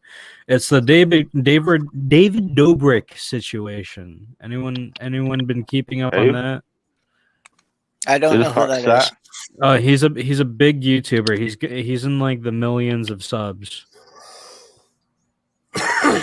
I've never heard of him. I have never heard of the guy. He's like one of those Logan Paul types where it's like his whole thing is it's like he lives in a frat house with a bunch of people. Yikes! Do you know that? Yeah, I would not. Jake Paul and Logan Paul were such homers that they got kicked out of Hollywood. You have to be trying really hard to get kicked out of Hollywood. So like the whole thing with David Dobrik, right, is like he did a kissing prank on one of his friends where he got one of his friends to make out with like a 40-year-old guy without his knowledge because he was wearing a mask. And like the conversation about David Dobrik is like a conversation about consent and how this isn't okay. And like apparently more shit has been coming out about it involving essay. If you know what essay means, I'm not gonna say the word. So yeah. Oh yeah. You know, like I hate when these big YouTubers feel like they can get away with this shit. And like for the most part, YouTube hasn't done anything about this. Right? If this was like someone smaller, YouTube Oh would. Christ! Well, look how long it took them to demonetize Onision, for fuck's sake. And he's an abusive, Yeah. just scary abusive human being. It took him. It took them even longer to take away his automatic claimant system, because even though he wasn't monetized, he could still like copyright claim people's videos. And any channel that has 500,000 subscribers, YouTube is not going to do anything, to reprimand them in any way. Well, it's just like I mean, YouTube, YouTube does not enforce things equally and fairly. We know this. And they don't pay attention to this shit. Now, I mean, obviously people would probably know the situation that's happened to Irish Demon recently or whatever. Now, I'd say, probably the way it may have been phrased or whatever, I could see YouTube taking an issue with, but they effectively demonetized him for bullying, when really what he was doing was actually bringing to attention the fact that there was this other guy, this flat earth lunatic, who's been kicked off of YouTube like how many times and keeps coming back, who was basically telling people to go and top themselves. Insane. I mean, how much? And it's like, and it's kind of like really with YouTube. It's like how many times have you kicked Daniel Pratt off of your fucking platform and he keeps coming back before you actually need to do so to actually permanently ban this fucker? I feel like that about TERFs. Posey Parker called for armed men to go into bathrooms in a country she doesn't even live in. She should not be on YouTube. I'm going on YouTube, having roundtables with people and making weird videos in front of American flags. Like, but like there's like half the TERFs should be taken off. Well, and all the white supremacist and insurrectionist stuff, YouTube didn't do anything about that until the thing on the Capitol. Well, what really pisses me off is this isn't just a trend with YouTube, right? Like recently I called out a conspiracy theorist on Twitter, but because I worded it so harshly, it was taken down for harassment, even though what they were saying is that atheists and high-ranking liberals have child slaves that they extract adrenal from to become immortal. I feel like that's a reasonable thing to get angry at. That might just be me. Well, I didn't want to say anything, but Well, I've seen people. Jeff, don't give away our secrets. Don't give away our secrets, Jeff. I've seen people on Twitter saying flat out that everybody in the Biden administration is a pedophile and all Democrats are pedophiles. And do you know what? How can you say that shit? It's. So I agree. Funny thing about all of these conspiracy theorists. Have you heard Sidney Powell's defense for her defamation case that she's trying to dismiss? Yeah, she's trying to dismiss it on the grounds that no reasonable person would think that Dominion voting machines actually are a psyop of Hugo Chavez. Yeah. Which is just like, but so many stupid Americans believed you, Sidney Powell, and now you have to face the consequences of your actions. How long ago was this? Because I'm going to say Chavez has been dead for like 4 or 5 years. So. This was like last year. Man, we talking about Venezuela again? That's an old scapegoat. Blame it on Venezuela.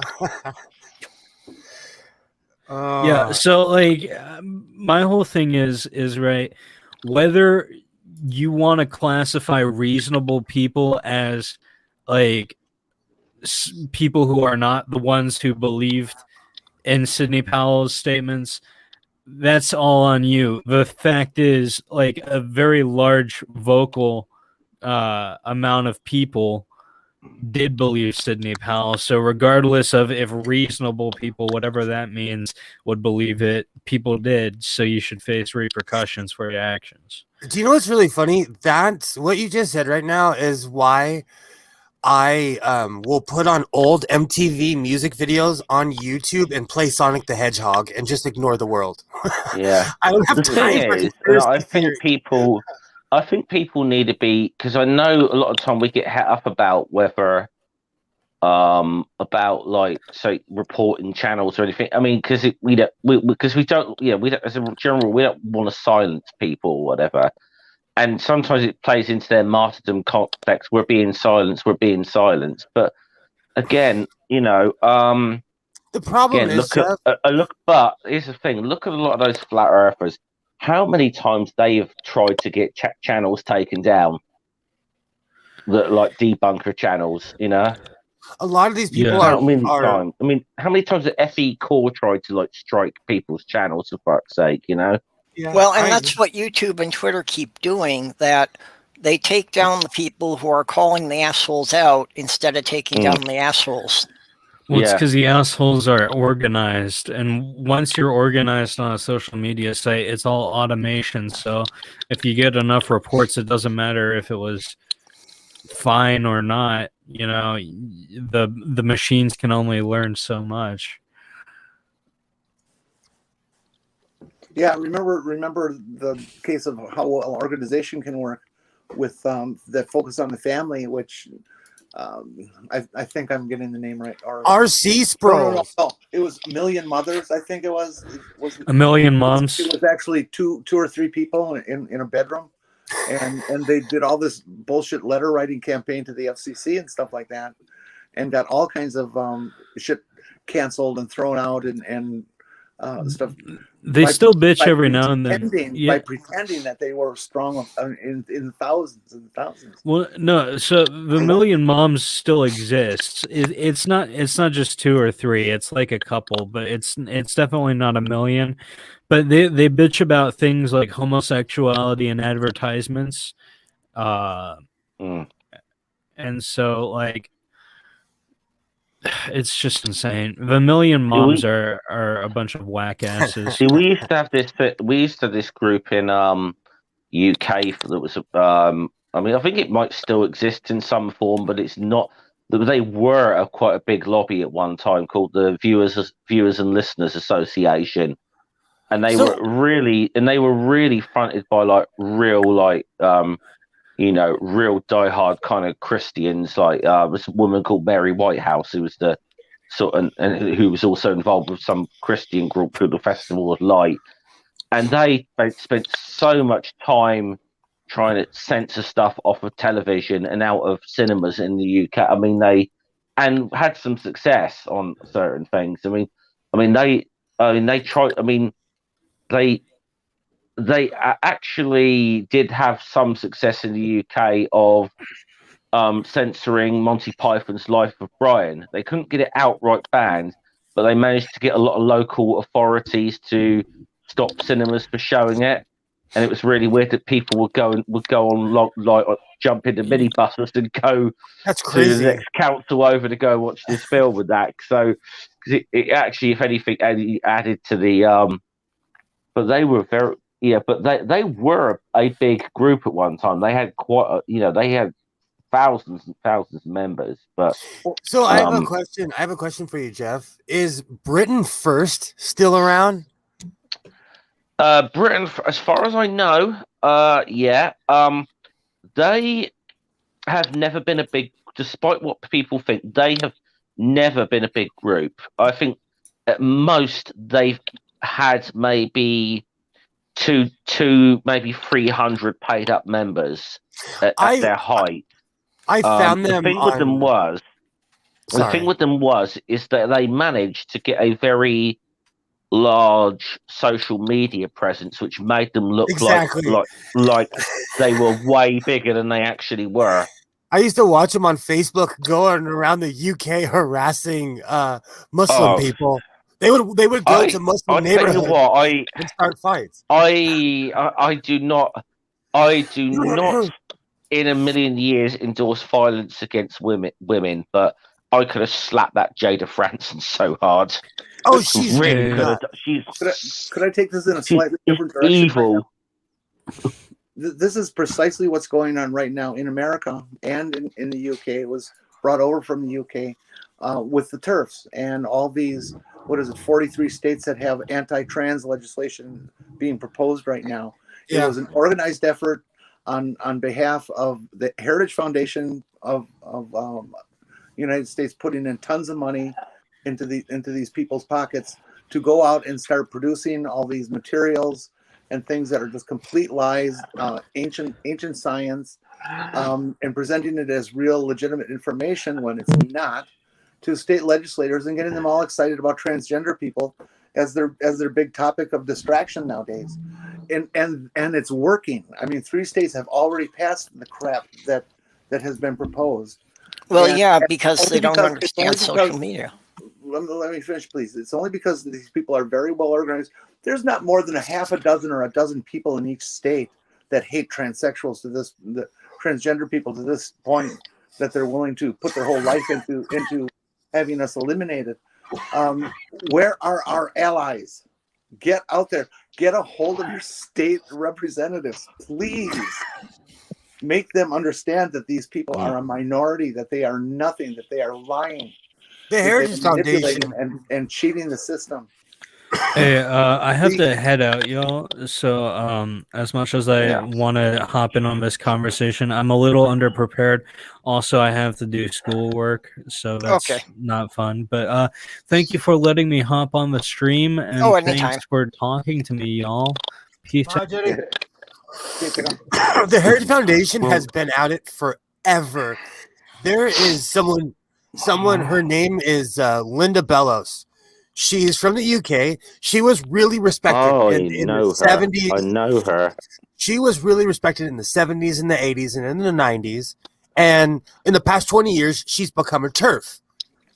I've watched her go from one of the most credible people that I used to quote her, and I've watched her descend into madness over this one topic.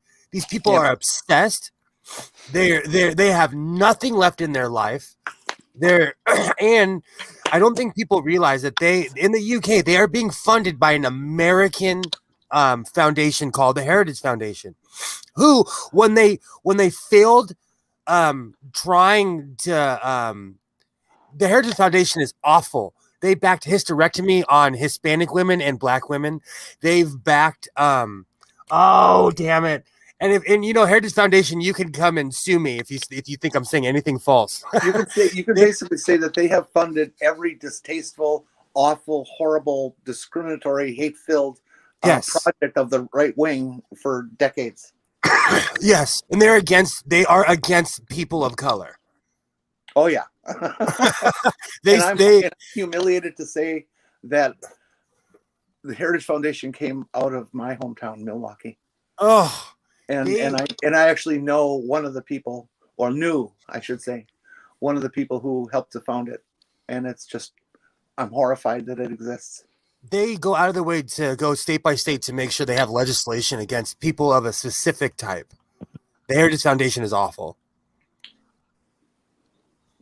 Yeah, I remember who you're on about now. Well, yeah, Linda Bellows. Yeah.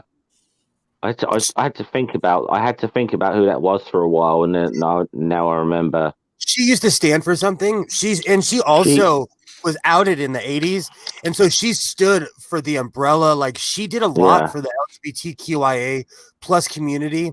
So I look at her as a complete sellout. She came to America and she shook hands with white supremacists just because they were part of the Heritage Foundation, and they're all funded under the same umbrella. When I saw that, I saw a picture of her shaking hands with known white supremacists and Posey Parker and Venice Allen and Dr. Julia Long when they came to Washington, D.C. And apparently she is still a member of the Labour Party. Oh, she's awful. Which is like, I mean, you know, I'm not. It says something about. I think it's disgusting that I think it's disgusting that the Labour Party don't fucking expel her for that. I don't know how she can get away with this. And you know what's funny? They kicked Well, I can understand how they get away. I can understand now, especially now, the Labour Party being as right wing as it is, why they'd be only too happy to cozy up to these people. But years ago, they kicked Venice Allen out of the Labour Party for harassing Oh, I don't want to get her name wrong. Oh, I have to look it up now. But basically, she was kicked out of the Labor Party for being a TERF, which I was actually proud of the Labor Party back then, because they were cleaning house. Yeah, but they're cleaning house against. They're purging the left out of the party now. Is what that they're doing. Absolutely. Ever since they sort of the more what I call the liberals in the Labour Party, who to be honest are the right wing of the Labour Party, have gotten back hold of it. They are just on a massive. They are just purging out anyone who was like a supporter of Corbyn or anything like that. They're marginalising them. And the thing is, it's a weird thing that they'll keep a few of the sort of like left wingers around for a certain thing. Generally, whenever they need to hit up the trade unions for debt donations, Exactly. And it was Heather Pito. So Dennis Allen got kicked out for harassing Heather Pito for basically not minding her own business. Yeah. So the Labor Party, like you said, but they've done a complete 360 now. Yeah, it's just sad. I've got an interesting book on the history of the British Labour Party there, and to me it's always been a party it's always been slightly a rotten party in certain ways. That it's never been there's certain things about it that were very different from any of the other should say quote unquote social democratic parties of Europe at the time. They've always been more conservative than the rest of them. And Jeff, over the decades of listening to stuff that comes out of UK and the Labour Party out of UK, I should say specifically, is I've been shocked at how right wing some of the stuff the Labour Party has come up with has been. Yeah, I'm not anymore. I'm really not. And I don't know. I guess now that we can look in retrospect, it's been part of the whole arc that you guys are experiencing with this run to the right that seems to be going on in UK. That is frighteningly scary. You guys are becoming a fascist state. Well. The thing of Britain is with I said since because at one time you said the big two there was the two-party system of the Conservatives and the old Liberal Party, who I suppose still exists to this day as the Liberal Democrats, and they're like the third largest party. And then obviously then it really is now become it's always it's a joint thing with really it's between the Conservative and the Labour Party of whoever's going to win an election now in the UK, realistically, but no, I can remember like this. A lot of people like thinking, great when we got rid of the Conservatives in 1997, not realizing some people just didn't realize how right wing Tony Blair was. Yeah. Oh wow. Yeah, I used to support Tony Blair until he started opening his mouth. Guy's a fucking Nazi. No, he's not that bad, but he's not that bad, but he's a disgusting human being. I mean, I think he's a war criminal. I'll say that much about him. I still look at him as a lackey of George Bush. Oh, he was the head cheerleader. I think he's worse than Bush. Because he was the one going around the world trying to cheat everyone else to get them involved in Iraq. Mm-hmm. And it was a dossier that came out of Britain that it was so-called the infamous dodgy dossier, which is a lot of why they based their whole justification for invading Iraq on. Which we now know that everything in that dossier was complete bollocks. Oh yeah, all the weapons of mass destruction that Colin. Yeah.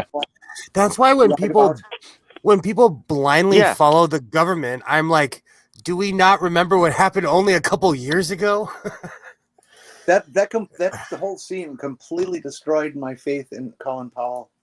I thought he was kind of conservative you could live with and work with, and once I found out that everything he said was a lie in Congress that at that time, just that it whole it really broke my heart. Condoleezza Rice. Oh, you're giving me flashbacks. I don't even want to start naming off those people. They're awful human beings. Rumsfeld, awful human beings. That's another one who should be in prison for war crimes, but he's living in a mansion somewhere. Awful. They're all awful. like the recycled. They were all the recycled Reaganites, weren't they? Rumsfeld, Poindexter, all those people. Know, every single one of them. Cheney, they were all the recycled Reaganites. Yeah, and who was that? Oh gosh, I can't even remember his name or position right now. All I can remember is what he did, having the curtains put over those sculptures in the Justice Department because they had tits showing or something. All those people are insane. They're mentally insane. They are.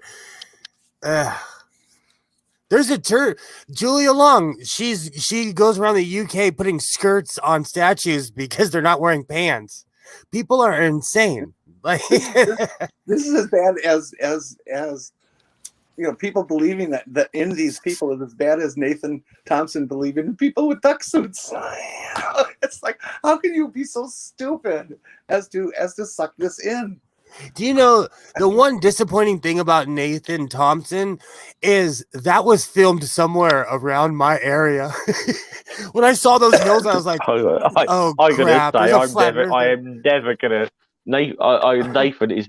I hope he never lives that down. I hope he never lives that down as long as he lives. I can't understand how anyone got sucked into that. I mean, when they pulled out the duck suit, how could you keep going along with that? I think we should have a rotating schedule of YouTube channels that shows it and highlights it, so that it's on the air somewhere every day. I think I can maybe answer that. I think those guys just knew how to play to his ego, made him feel very special, that he was part of something very special, and I think that's how he put. Even when a lot of the rest of the flat earthers were telling him, "Dude, you were being trolled." Those people should win some Webby award or something. Absolutely. Yeah, I have to think it's just something about just his ego, that as long as he was on camera, he was liking the attention so much he wasn't thinking about what they were saying. I think people like that. Apparently, originally they were going to. They tried to approach Mark Sargent, but couldn't get him on board with whatever this was. So they looked up like next biggest name in flat Earth they could find, which was Nathan. I feel like flat earthers should be categorized somewhere as a mental condition of some sort. I don't know. I feel like if someone says they're flat earther, we should be like, "Oh, I'm so sorry. Let's go get you help. Let's go get you help, flat earther." There's a way to fix that condition. But then you also got to remember that Nathan, as well, whilst he was there, was getting like his accommodation and all his beer paid for by them. So he probably they were going to clown him. So and because Nathan travels around bumming off of people all the time. It's what he does. Oh, that's even more. Was he going to turn that? I mean, that's literally what he does. That's sad. That's really sad. Well, I agree with you on that mental disorder thing. But it's not just flat earthing, though. These flat earthers are into virtually every conspiracy theory there is. And I think it's conspiracy theory thought patterns. I don't know how to put it. That paranoia. Yeah, maybe that should be. I think these people are doing great damage to society. I very nearly was going to make an offer to put my channel up for like a debate with Nathan Thompson on it, and then I stopped before I made that offer because I thought, do I really want to run the risk of having this guy on my channel? because No. I've seen what he comes out with, that he can come out with things that could damage your channel and maybe get you removed. Because, when he's on someone else's channel, especially, you see like the anti-Semitism and stuff come out, I have lost my patience with people like that online because they, you could be so brave online, but they would never say something like that to your face, And that guy lives in my area too. He lives out here somewhere. Well, look at the classic one is how he when he ran into Team Skeptic in real life, he gave Team Skeptic a wide berth. You know what's funny? Yeah, I used to think that, Flat Earth and the UFOs and Bigfoot were harmless things, but yeah, now we've seen that, that's where the QAnon stuff started from and how it goes from there. They give Bigfoot tours in Oregon. They give Bigfoot tours in Washington. Like those are Trump breeding grounds right there. Yeah. For people who will believe anything. Nevada has a bill in the works to declare a Bigfoot hunting season. Well, have you ever seen people on their lawns, these cut out plywood silhouettes of like a soldier kneeling in front of his buddy, rifle on the ground with the helmet on and stuff? I'm not necessarily going to be Bigfoot. Oh my gosh, that's so weird. That's just weird. I'm not necessarily going to begrudge a town that's had some of these weird things hanging over it from cashing in on it. Like Roswell, New Mexico cashes in like hell from all like the alien type people, and they unashamedly. If you're a town in the middle of nowhere, you've got to do anything you can to attract a few tourists. San Francisco, they do. Any towns around Loch Ness in Scotland cash in on the Loch Ness monster, Yeah, unashamedly, San Francisco does awesome tours, and like I'm not into ghosts, but they just show you all the like Victorian houses and all the really cool like sculptures and stuff around the city. Some of those tours are awesome. I've got to say, ever go to Edinburgh? Even if you're not into that, you've got to do something. You've got to do one of the ghost walks in Edinburgh. It's just one of the things you've got to do. They're fun. I did one in San Francisco. I did one in San Francisco. It was amazing. It was just more. I got to see parts of the city I would have never saw. But the thing of Edinburgh as well is like you go around there because obviously there's a bit of the Harry Potter connection there because she wrote some of her. I mean, you go around Greyfriars Kirkyard and look at some of the gravestones. There's like a Tom Riddle and a Cedric Diggory buried there. So it's okay, where she's getting the names from here, but they've obviously had things like like that. There was a guy in like the 18th century called Deacon Brodie who was like obviously a well respected sort of like magistrate, but he was also like a crime boss, and he was kind of the inspiration for Jekyll and Hyde. So, and then you got things like the Burke and Hare, that story, So Edinburgh cashes in like hell on that sort of stuff, And I don't blame them for doing so. It really bothers me how. Well, let me start over. Pre-internet, you had these conspiracy theories. They existed, back in the early days too. It's nothing new. But when people were unable to communicate so instantly, so globally about anything, there were just pockets of people who were lunatics. And now they're all together. And I really think that vendors, platform vendors on the internet, like Twitter, like YouTube, like whoever else you want to think about, need to take a serious look at their impact on society at large by allowing voices like this that are clearly insane and talking about non-truths and disrupting everything, and realize that the platform you give these people is not worth the income you get from it. I agree with you. How it damages. But where do we draw the line? I don't know. I don't know. You know, I 100% agree with you. Yeah. But like, let's say the internet has helped to out the some furry extent, community. Look at the furry to community. some How extent, it didn't exist, you know. It didn't I was exist gonna say, pre-internet, to some, you know. well, you're right. to some I don't care extent, about the furry they. community. That's fine. I was going to say, to some extent, they have started coming down on one or two of the bigger sort of conspiracy people. Like, you know, I mean, YouTube. I think kicking Alex Jones off was definitely a good move on their part, and He's that's a such a channel, chump. obviously. Oh, he's such a chump. You know, and a number of them obviously have.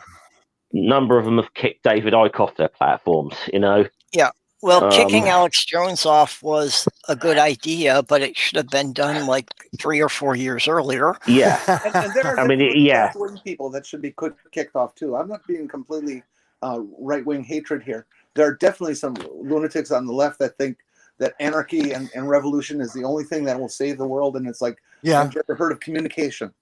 You know? So I fall down YouTube rabbit holes, and there's in the black community, there's a lot of crazy woo-woo that gets pushed around. I think that should be taken off the internet. I agree. I was going to say, to Sarah's comment, I agree that they will find places. True. But I think if you find them much smaller platforms to get on, where it's not like it. I mean, look on like the video market. I mean, YouTube has an absolute monopoly on that. I mean, where are they going to go? Like Daily Motion or whatever? I mean, who goes to Daily Motion? I miss Daily Motion. I stopped watching them when they took Babylon 5 off of Daily Motion. I miss it. Yeah. But you know what I'm saying? I mean, where are they going to go? You know, where that are they is going the to go? problem, that YouTube does have an effective monopoly just because no other site has an audience even a fraction the size, so nobody's putting content there. True. Yeah. You know, and it's a chicken and egg thing that no other site can attract content creators because they don't have as big an audience, and no other site's ever going to get nearly as big an audience because they don't have as many content creators. And they keep trying. They keep on trying to make these different sites, but nothing has eclipsed YouTube yet. Well, nothing has even become a viable alternative to YouTube, whether it be Dailymotion, Vimeo, whatever it is. Well, nothing can. Nothing's even good. And I don't see at this point that anything is going to become even a viable alternative.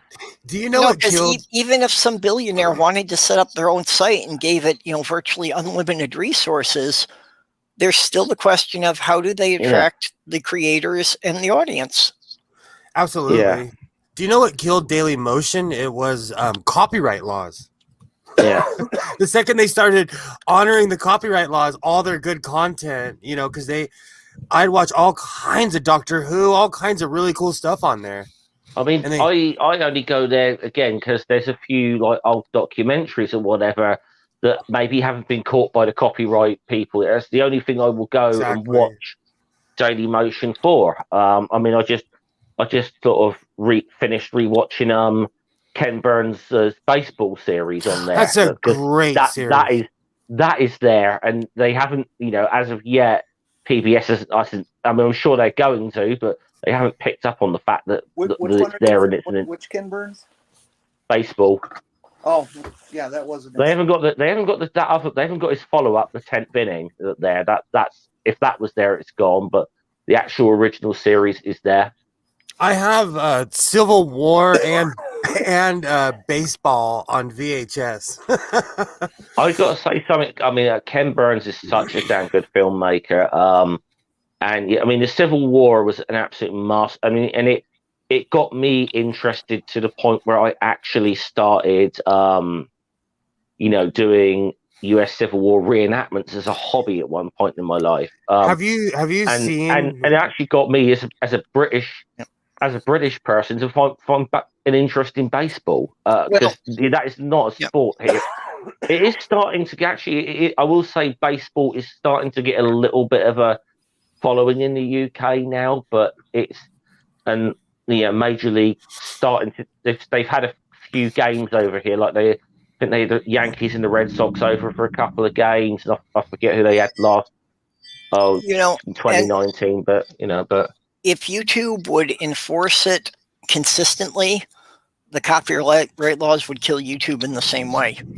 Yeah, exactly. It only hasn't bothered them because they don't enforce it against the larger channels. That's exactly what I was thinking, because when I was watching Daily Motion, it was a working site because they had all this ripped content.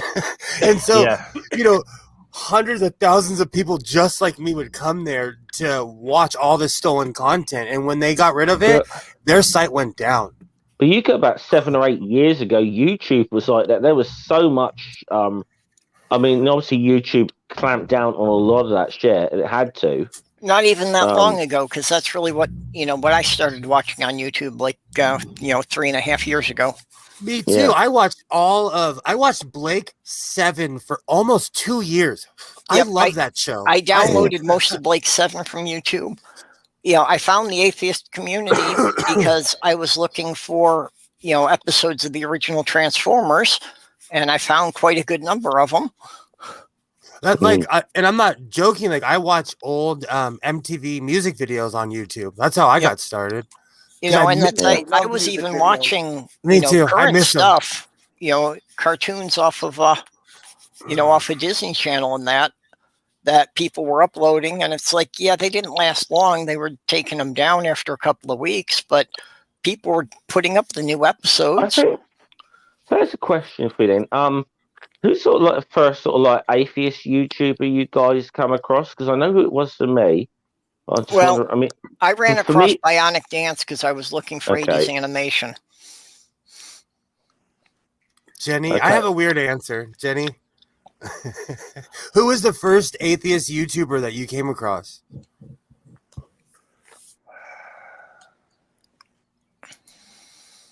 Well, their name was Godless. I don't remember who. GE? No. I think it might have been Aaron Ra. Yeah. Okay. Well, for me, it was actually Jacqueline Glenn. When she was still doing a lot of like atheist content, she doesn't tend to do that so much these days. But when she was doing a lot of that, and that was more. I stumbled across. I just stumbled across a video on her channel where she was trolling. She and a couple of other people were out trolling the fuck out of the Westboro Baptist Church. Oh, that's awesome. I thought it was really funny. So I ended up starting to watch a few of her videos, and then, as you do, you kind of start finding other people as you do from that, Yeah, I started watching Bionic Dance, originally for the animation, and just because I was watching so much of hers, then it started suggesting Paula Gia and Vice Rhino and Professor Stick, and it just snowballs from there. I think my first I'll say this though, when I started watching debates though, when I started watching debates, so I watched a couple of Hitchens ones, those sort of things. And that led me to a couple of Matt Dillahunty's ones, and then obviously from there you kind of find, generally if you start finding a few things of Matt Dillahunty, pretty soon Aaron Ra and Seth Andrews are going to come up in your recommended, So Jeff, have you ever heard of? I'm sure you have, the show The Big Questions with Nikki Campbell. BBC show. Yeah. I do not watch it. I haven't watched it. Well, occasionally I'll watch it. But 3 years ago, I was painting. I was always painting houses. I was always by myself. So that's when I began my YouTube addiction, because I just have it on my headphones. And I heard on Big Questions, I heard Kate Smurthwaite. She was the first person I ever heard say out loud on YouTube or television or whatever, I'm an atheist. And I was like, wow, I am too. And so because of Kate Smurthwaite, I'm in the atheist community. And Yeah. she has a YouTube channel, and she follows me on Twitter. So it was total full circle for me. But she quite literally is what got me into the atheist community. And then, of course, I typed in the word atheist YouTuber, and my phone exploded. Yeah. But I wonder how many people right back in the early days of YouTube. So I wonder how many of them their first experience of an atheist on YouTube was fucking Brett Keane, when he was still an atheist. I always wonder. That whole crowd, they are grifters, all of them. Oh, I stay well clear of any of those. That I just. Me too. I've learned my lesson. Any of them lot. I mean. Yeah, I don't get into any of the debate stuff because that does seem to attract the worst people. Yes, totally. And they follow you. I've often considered maybe doing a debate with somebody, but it's like, what do I want to do a debate on and who with? And it's like, I agree, Robert. I agree with Robert X. And you know what, Jeff, I feel the same way, but my thing is I don't think a Christian is ever gonna, or a Christian, Jewish person, Muslim, Buddhist. I don't think there's a religion that would ever bring me back to believing that there is a deity. So I don't want to waste somebody else's time. Well, Jeff, we should have a debate on whether or not debates are worth having. There we go. There. That's something we could get behind. I'm gonna honestly. There's a few people who've said things on Twitter and stuff, and I'm like, are you a troll or are you serious? There's a lot of them. There's a lot of pose on Twitter. But I have that problem that especially on Twitter with limited characters and that, it's hard to tell when people are serious and when they're being sarcastic. Definitely. And then I don't want to say anything because they can instantly just be like, I was joking and you're a dumbass. So I really don't say anything because there's a few people I want to be like, I will pay for them to come to this country so they can see it's not as bad as they're, Well, and I don't want to deal with the drama. So it's like when I say something on Twitter and somebody takes it the wrong way, I generally don't even reply. Just let it die. Yeah. I get it. I'm sensitive, so I don't want to debate. I get my feelings hurt. I'm a grown man. This. I mean, it is like you say, perhaps. What are a lot of these debates actually achieving? That's always the big thing, isn't it? Because a lot of the time, it's like you go in. I don't know. Let's say it's a Christian versus atheist kind of debate. Well, the people that kind of come in and watch it are both going to be on one side or the other going in, and they're both going to, and they're like, the Christian's going to go away saying, "Hey, my guy won," and the atheist going to come away saying, "Hey, my guy won." I generally agree, but I've heard enough people say this, and in particular, Holy Kool-Aid said that the Ken Hand Bill Nye debate is what set him to start making atheist videos. Yeah. I love that debate. So I love that. What I do see that the theist to atheist debates accomplishing is the people who are believers, but who their beliefs are starting to crack. Those are the people that can be reached. Yeah, I think the thing is a lot of the debate channels do seem to be more interested in the dumpster fire though, because dumpster fires are fucking entertaining, but they do not achieve fuck all. And it's I couldn't see myself not. I could totally be in a dumpster fire because I would just end up being like, "F you." That's why I don't debate people. I mean, if you look at and I support FTFE. Most of the debates he has on his channels is a fucking dumpster fires, but he's pretty straight up front about this is what you're gonna get if you come to my channel. He's so That he's Yeah. pretty straight up front about that. I mean, I think James a modern day debate, and I like James, but I think he fosters the fucking dumpster fire way too much. Well, like Or- Fight the Flat Earth and Team Skeptic, I'll watch the shorter stuff. I'm not going to sit through when they do a 2-hour debate. See, that's different though than somebody who goes on Twitter and fat shames or says awful things just to get a reaction out of people. Yeah.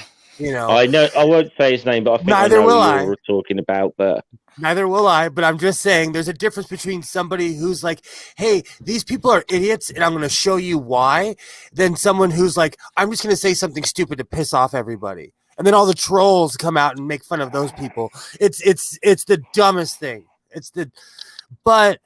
yeah, I say that, and like I can't resist. Like one day I will say something to Greg Locke. and I will say about that person as well, and we won't name him, but it is difficult because he's someone I actually really like, and so it's frustrating to see for me to see that guy kind of go off a fucking cliff the way he's done recently, because I really like him, and he was also like one of the early sort of people who supported me when I got started. So it is so difficult and always heartbreaking to see him go that way. It really is. So Jeff, I live in LA. If I walked out in the middle of the street, if I walked out in the middle of the city and I started screaming about race, weight, or religion, somebody eventually would punch me in the face. Yeah. If I stood on the street corner and started, you can't do that in real life. You just can't. Like, there's a certain etiquette to things. Yeah. There just is, Nobody ever wins a debate on YouTube. Exactly. Let alone Twitter. Let alone Twitter. I agree, Jenny. I 100%. That's why I won't do it, because I've seen nothing but nothing but bruised egos, or like there's a certain Christian person, I won't say their name, but it starts with a G and ends with an Avin. I think this person's a complete asswipe, and all they do is go on there and talk trash to people. Now, when I see them on someone's stream, I will click off. I don't want nothing to do with this person. Well, I think what Seraphim here is saying, this is the part of the audience you can reach. Yeah. That you're saying, honestly, at first I was just trying to find ways to get my belief back. Then I fell into being happy that I wasn't alone. Absolutely. It's really. And I think for a lot of people that is that with the religion, with the church, is their whole sense of community. So if they learn they can have that community without the religion, then they feel it's easier to let go of it. Yeah, and that's I mean, that is a valuable thing that you do. I mean, really, that is I think Hey, Sammy. that's one of the good things that this community, I think, does actually sort of just provide people with that when they come out, because it come out of their faith or whatever, because it is a place where people can land. Yeah. Well, it was a huge help for me when I was stuck in that small town, that I was comfortable being an atheist, but this was the only community I had. This was the only place that I could talk to people and really be open about what I was.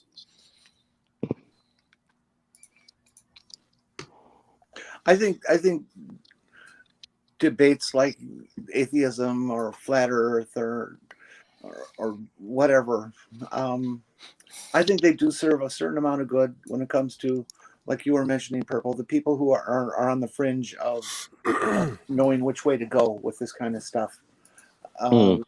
It will. If you rescue somebody from falling down the hole of conspiracy theory, you've done a service to society and to that person.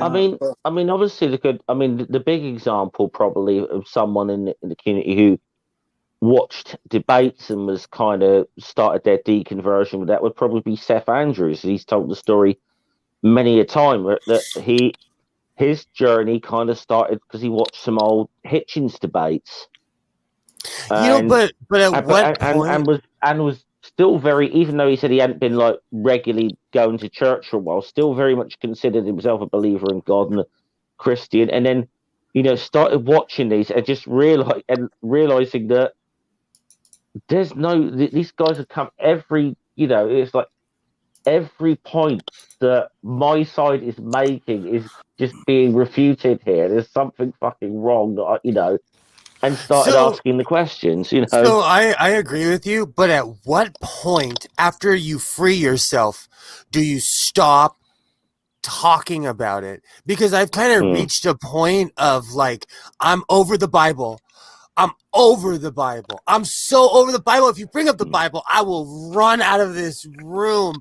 I've learned more about the Bible in the past year and a half than I did in freaking 16 years of CCD. You know. Well, I think I'm over. Hold on. There's like a whole list, and I'm not gonna list it, but like I've kind of reached a certain point of a wall in the atheist community that we're all kind of talking like. At a certain, and I'm asking a question because I'm not going anywhere, but I've kind of reached a point of like, when are we going to start talking about something else? Yeah, I get that because that community is never going to start talking about something else. But I need to. I was done talking about the Bible 2 years after I walked away from it. Oh, and it's, come on. I don't understand how these people can keep talking about it. Unfortunately, we do need to keep talking about it because, new people keep wandering in. I agree. So there's always going to be a group of people who haven't heard it, even if it's the same arguments people have been making for 10 years. And I say this, and every Saturday I've been talking the Bible with Kevin, Chaos, and Atheist Mo. My whole point is like, Jenny, have you reached a point where you're just like, wow, this is too much? Like I left this. Why am I still talking about it? Exactly. Yeah. So I think I'm there. I think I am. Yeah, I'm there. Me personally, it's not gonna be my thing to do like atheist Bible studies. Just for me personally, because it's like I forced myself to read that thing cover to cover once. That was enough. No, and I see all points, and Sammy Jenkins, you're hilarious, and the whole "sorry, bro," I hear that in the Australian accent, so it's even more hilarious. But I have to admit, Will, that even though I feel that way about atheism and Bible talk and religious talk of any sort, I have a certain amount of enjoyment of listening to somebody like Aaron Ra, and I bring him up because he has such a good rap. It seems to have no holes in it. That he can just sit down and spew all these legitimate truths out, and it's kind of enjoyable to laugh at the religious silliness with him.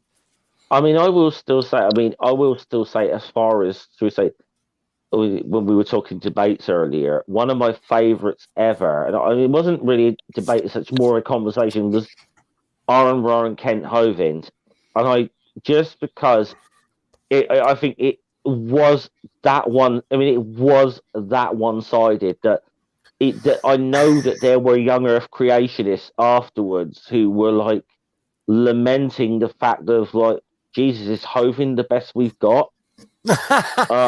I'm not. It was like one of the biggest, one of the most one-sided poundings I've ever seen of someone. I still watch Ken Humphreys. I still love Bible bashing.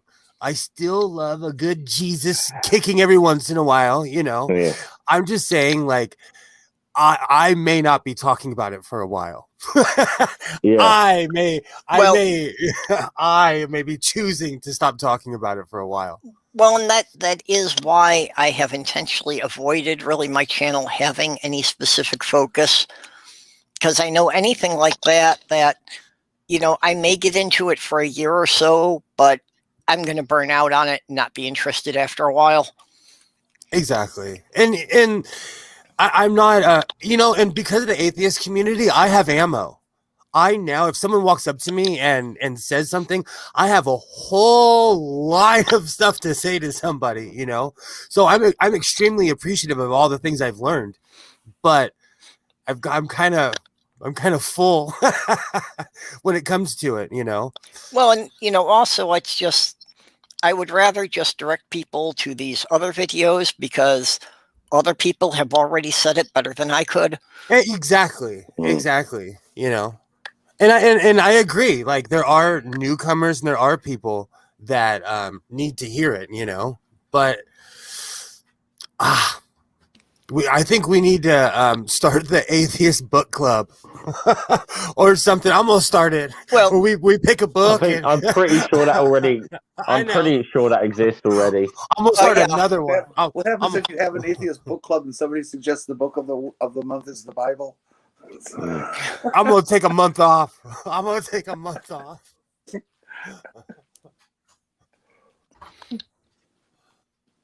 Sorry, I'm being a parent. I have to make sure my kid closed the freezer. So he. The thing is, if you have the atheist book club, it will end up being the books from Christian apologetics because they would have ripped the fucking shreds. That's different. See, I'll read it. I'll read one of those. I love books like that. Actually, I bought for 79 cents at my local Goodwill. I bought an apologetics book. It's entertaining. It's hilarious how they rewrite things. Well, I'm not going to go and argue with them about the Bible. I will get on the ones that deny science. Yeah.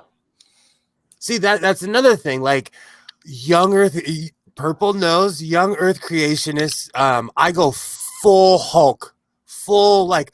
Are you kidding me? I think that's another. I think there's something wrong with people. I mean, I think there's a thing that there's definitely people that have got their areas where they're good at to do these discussions or arguments with. Like now, like I said, for smacking down a young Earth creationist or like evolution denier, Aaron Ra is absolutely the guy to go to.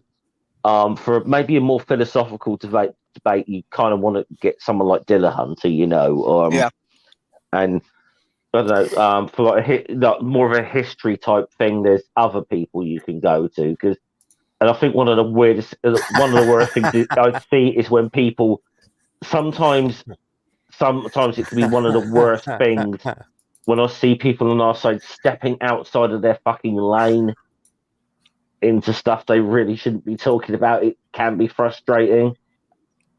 And I don't want to mention names, but I've seen that a few times, and that can be really frustrating. Sammy, that's a debate. What's this one?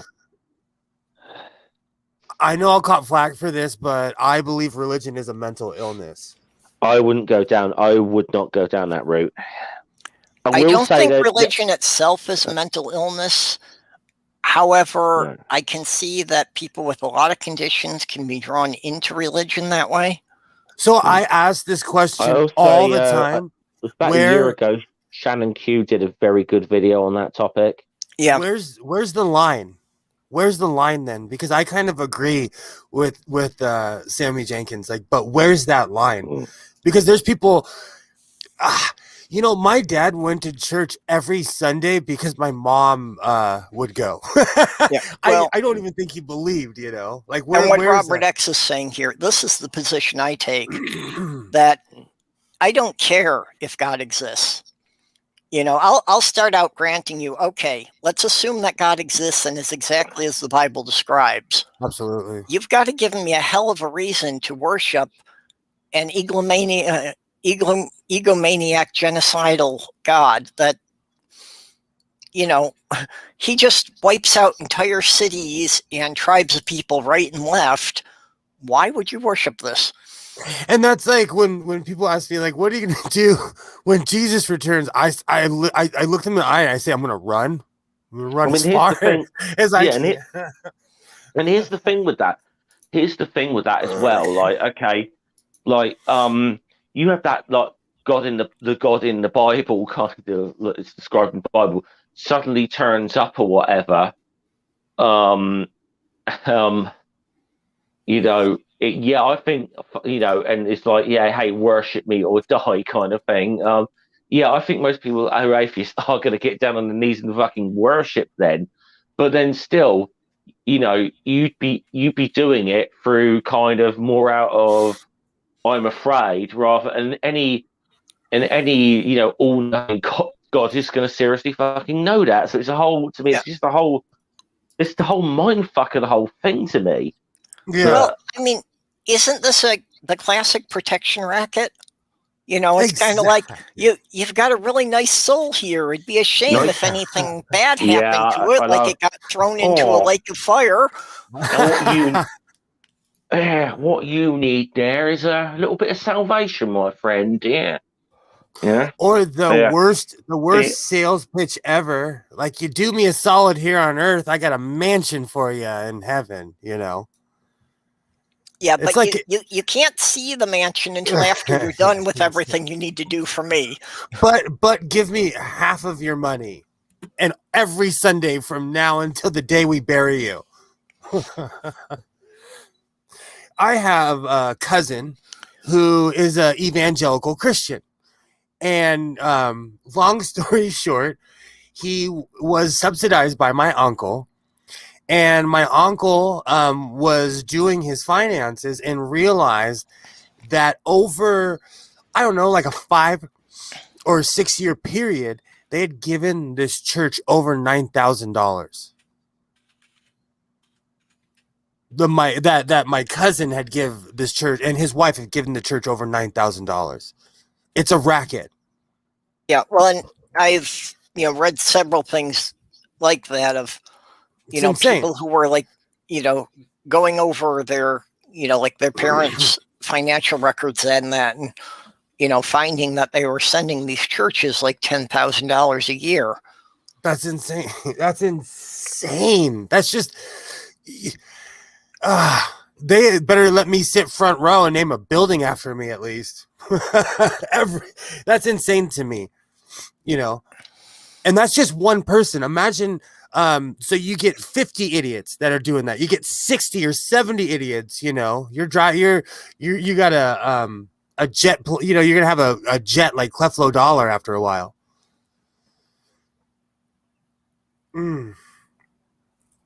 I saw that, Seraphin High. I saw that meme, and I was like, I hope people don't bite. And then I made the mistake of going in the comments.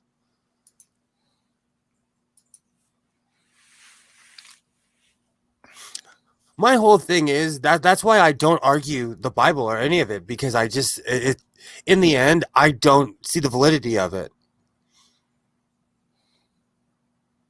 So I'm not going to waste someone's time by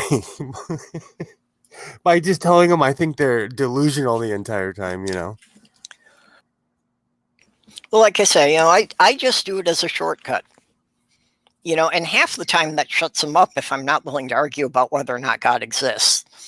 Half the time it's like they don't even know what to do if I just, okay, let's assume he exists. Tell me why I should worship him. And a lot of them have no response to that. Do that's what stumps Darth Dawkins, because he's a precept.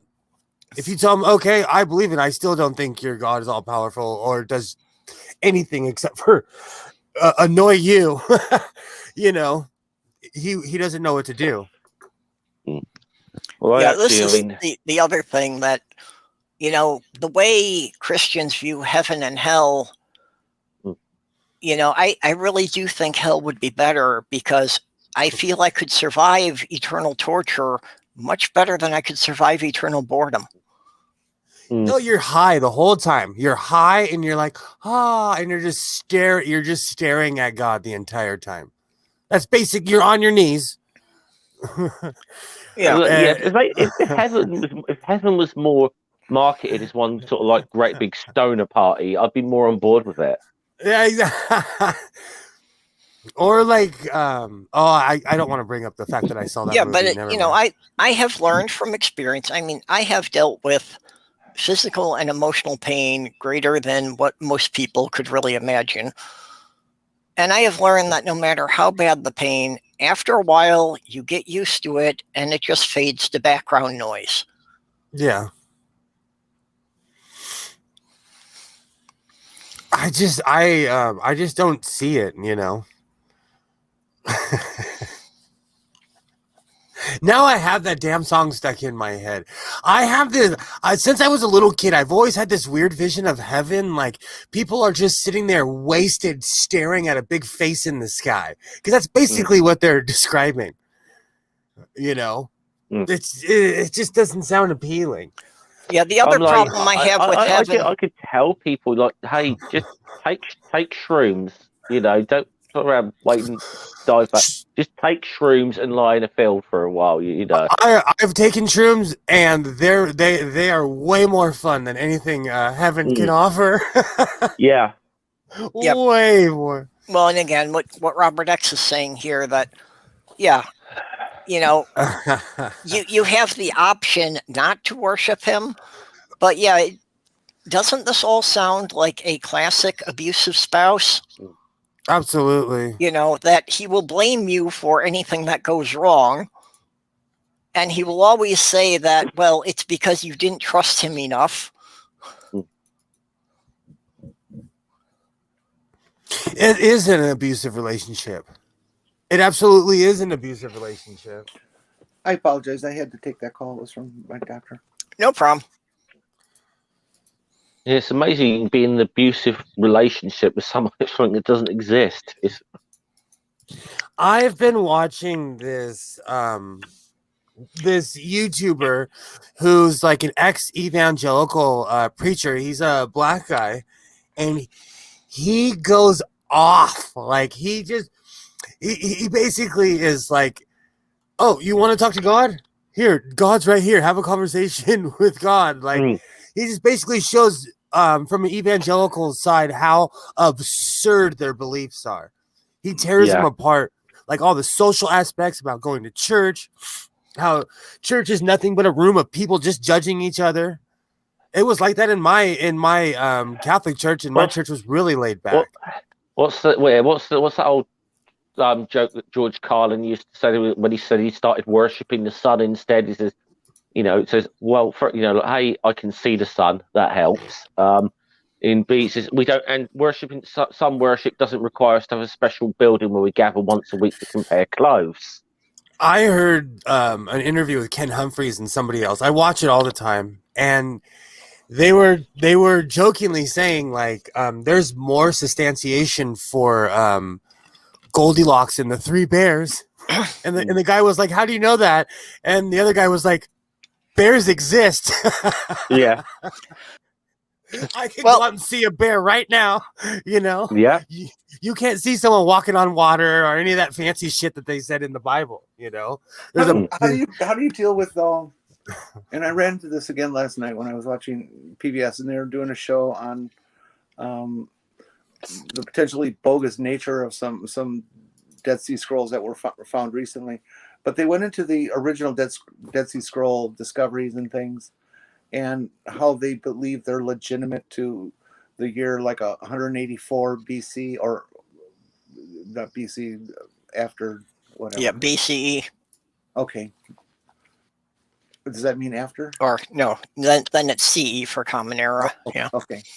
And how they're legitimate based on the paper and the ink and the history and and say, hey, and it's just like the Bible we have now. It's word for word the same. And it's like, no, it's not.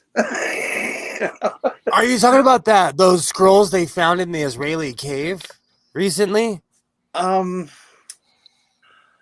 See, I came into the program partway. The scrolls they were talking about are currently owned by Hobby Lobby. Oh, I know exactly what you're talking about. They had them in the museum for a time. I know exactly. They're bogus, and so they removed them. Yeah. Yeah, Hobby Lobby had their own personal museum, and it turned out like half of the artifacts have been fake. And the ones that aren't fake were obtained through illegal means. Yeah, they still have that museum, by the way, it seems. They recently found a bunch of stuff in a Israeli cave that coincides, I think they say, with the Bible. But the thing is, it's like it's where it should be in the proper era. Like they've been writing the Bible for a while and telling the same story for a while. It doesn't prove anything. Seraphim brings up a good point right there. Yeah. Why couldn't the Bible just be fan fiction? It's That's what the entire Mormon religion is, and I'm saying that with my door open. So be careful. I might get a Book of Mormon thrown at my head. Yeah.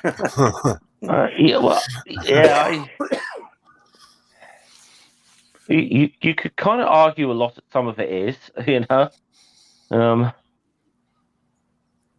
Well, and a lot of the Bible was obviously just written to, prop up whoever was in power at the time.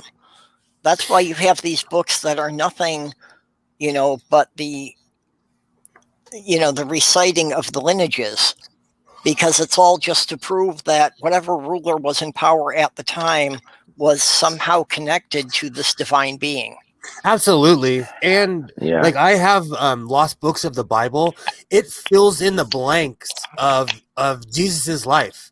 And they have the Epistle of Mary. These are all the books that were rejected in the Bible, basically. The Gnostic Gospel sort of thing. Yeah. Because obviously people well aware of the history with obviously the Council of Nicaea, where they chose which ones would be official canon and which wouldn't be in the New Testament. So. And as a child, that was one of the things I questioned right off, was if Jesus had 12 disciples, how come we only got to see 4 of the Gospels? Why weren't they even letting us look at what 2/3 of his disciples said? Absolutely. Well, yeah, most of them as well are not the Gospels in the Bible are not actual those of his disciples. They're not. But I mean, when I was in the Catholic Church as a child, just even looking at the Bible itself, I realized there were some serious problems there when I knew nothing about it. That's like what I asked, what does Deutero mean when I was a kid? I asked them, like, seriously, what does Deutero mean? And they were like, we won't want to tell you.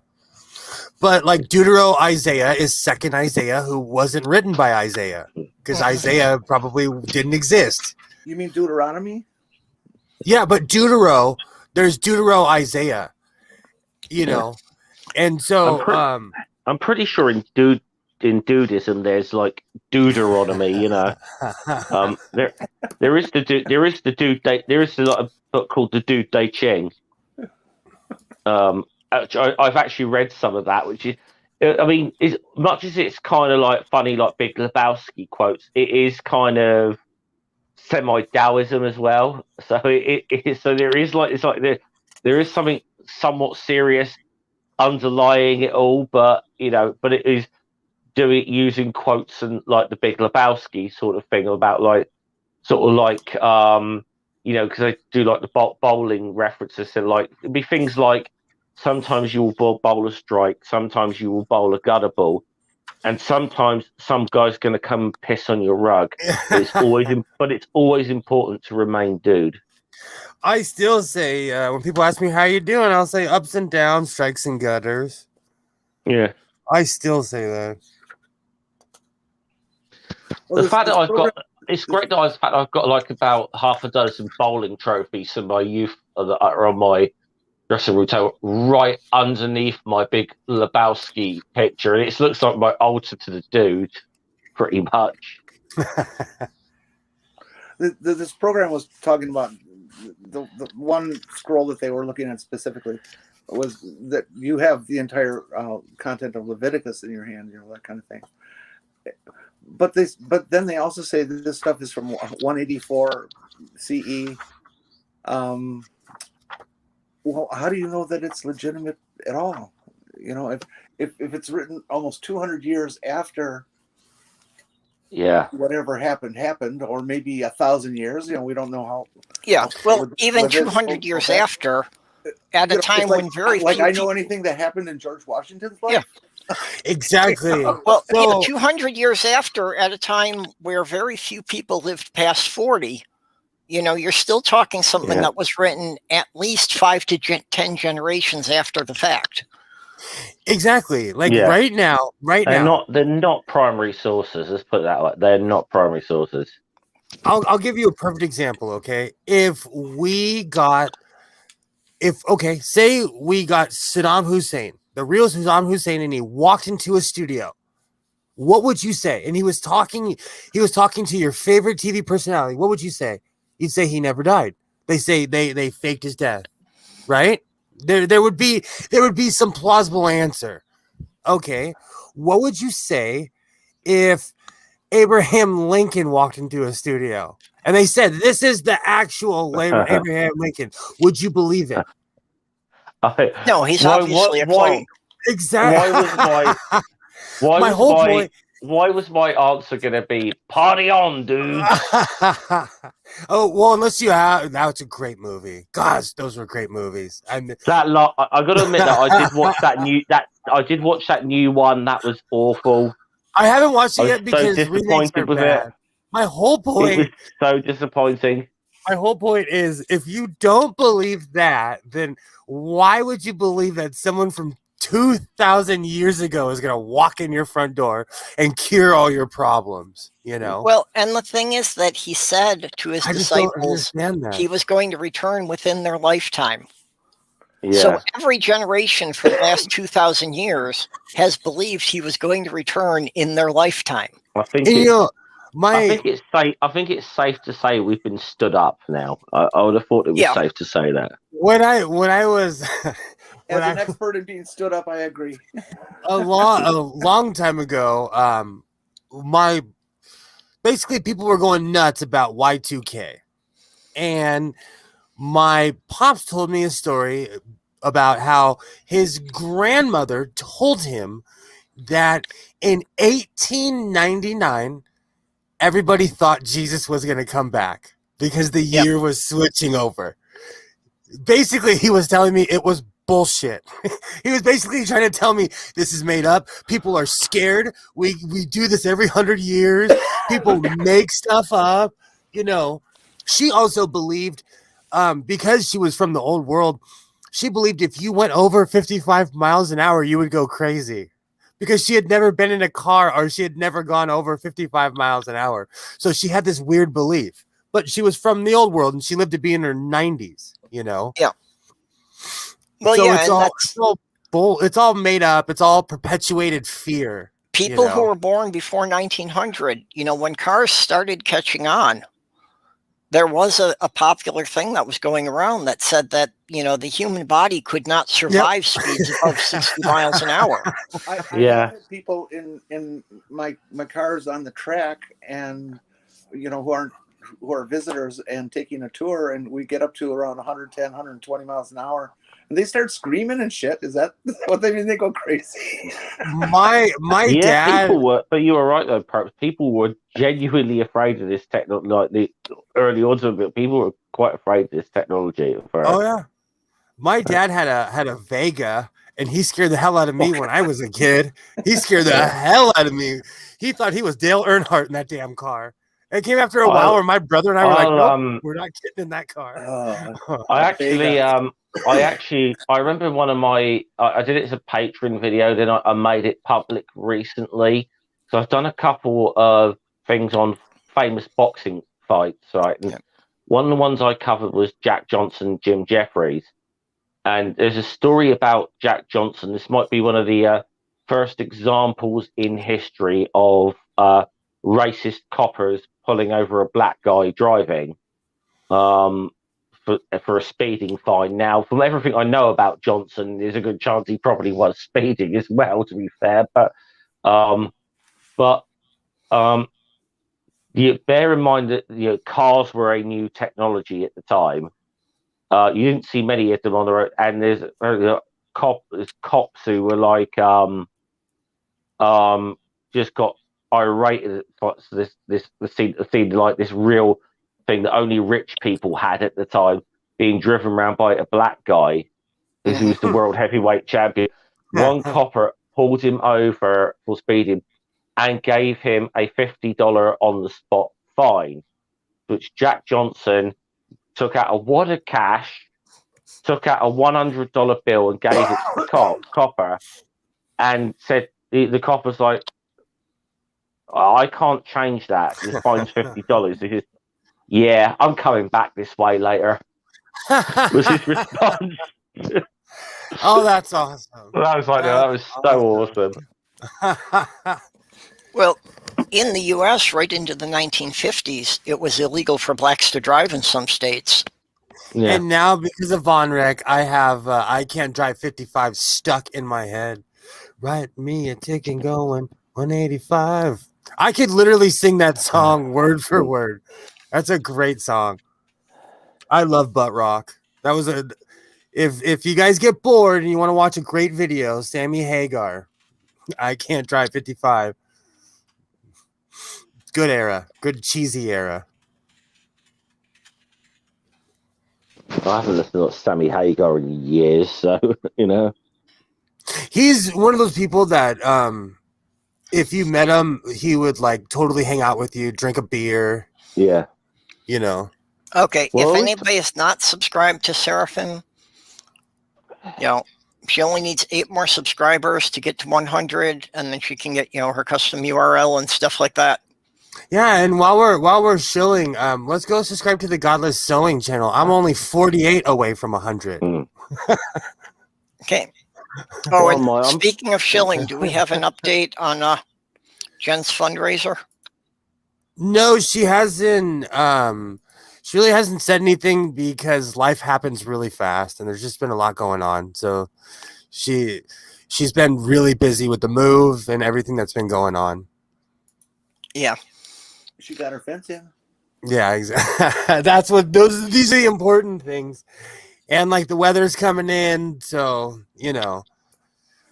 it's just she's been more focused on getting the protecting the dogs and stuff like that. Yep. Well, I do have the fundraiser link in the description. Yeah, if anybody can spare a couple of bucks. Yeah. Yeah, like I said, no one's under any obligation, but if you can help Jen out, it'd be appreciated.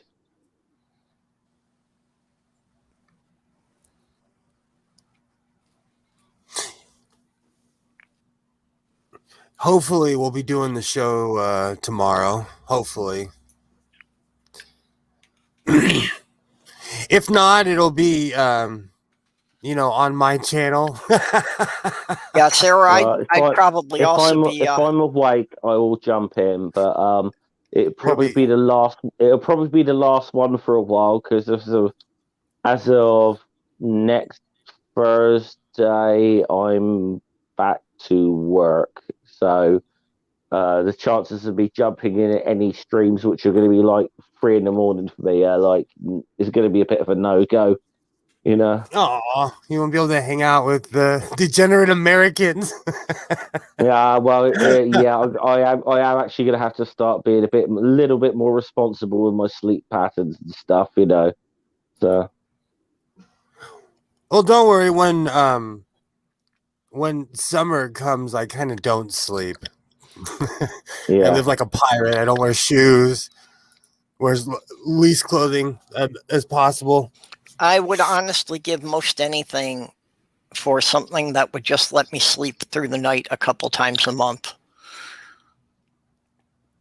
I get worn down by the accumulation of being sleep deprived for so long that I never get anything done. We got to get you some Probenthal like Michael Jackson and a crooked doctor like Conrad Murray. Jeff, when does time change over there? Sunday, this coming Sunday. Yeah, for some reason this year we're like 2 weeks behind you guys. Yeah, daylight savings changed it back in his administration. Thought he'd save energy. Yeah, he did that. Daylight savings is screwed up enough. We could at least all be doing it at the same time. Yeah, so we've only got a few days of GMT left, and we're on British summertime. So I like the fact that we're getting more sunshine. I miss being outdoors. I'm getting stir crazy being in the house. Says the Californian where it barely rained this year. Which means I'm going to have to be a little bit responsible because obviously I'm got 2 streams I'm going to be doing Sunday, so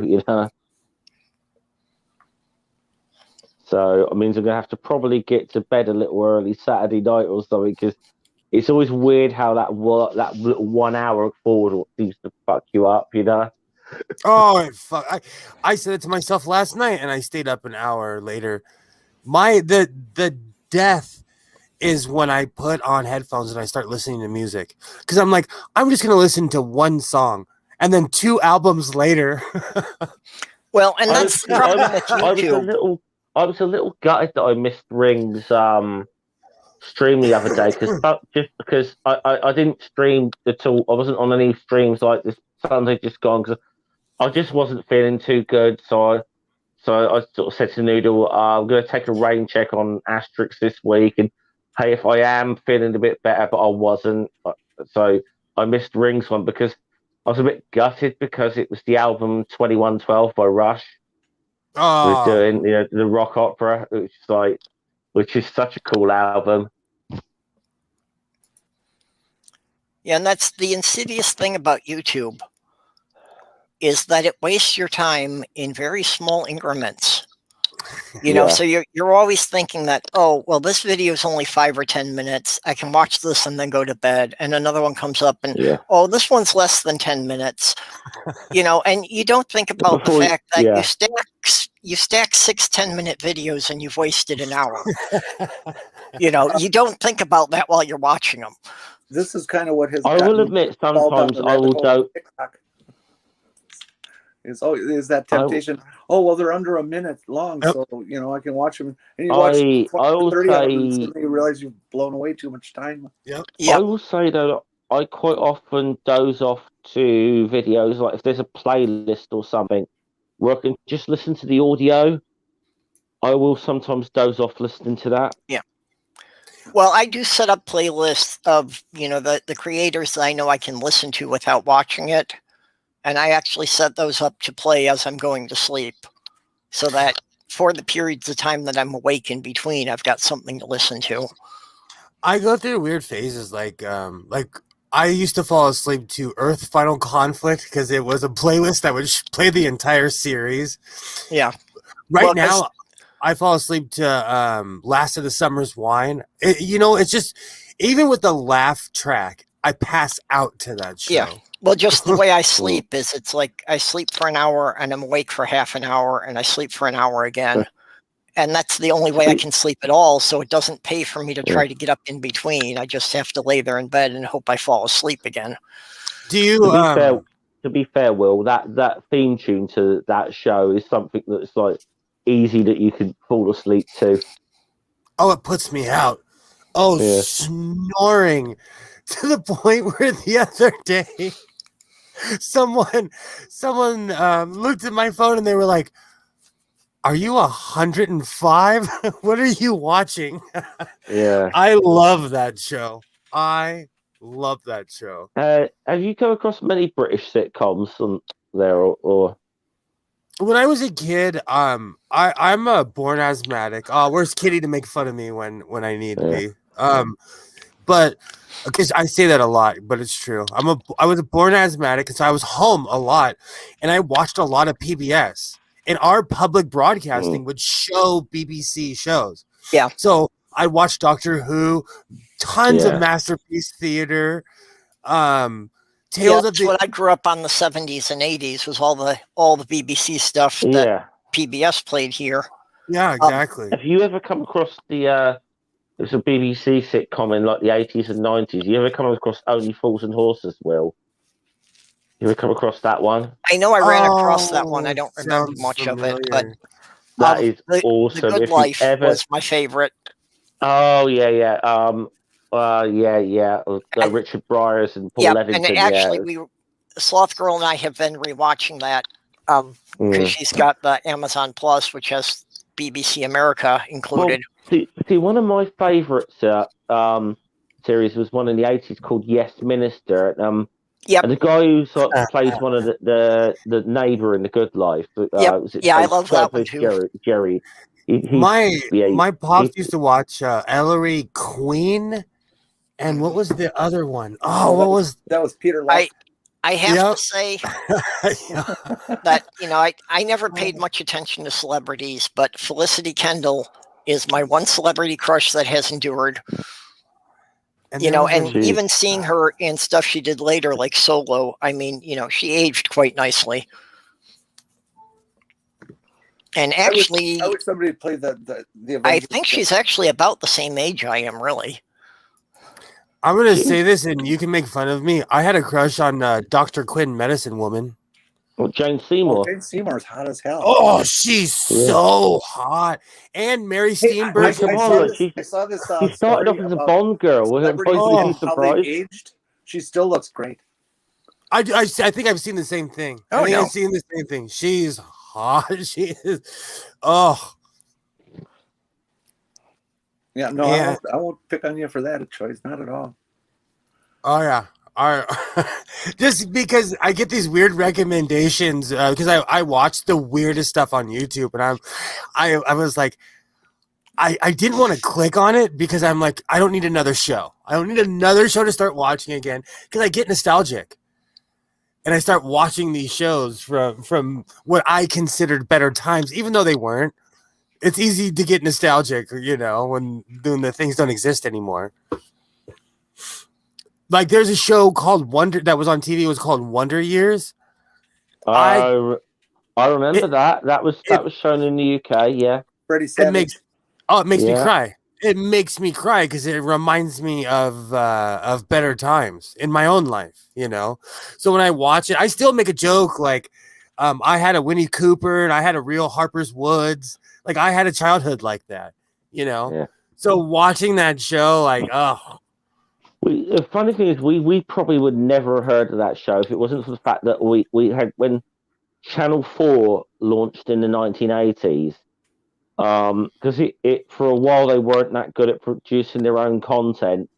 They started buying up American shows that the BBC and ITV wouldn't touch, and there was obviously some real classic shows like the Wonder Years.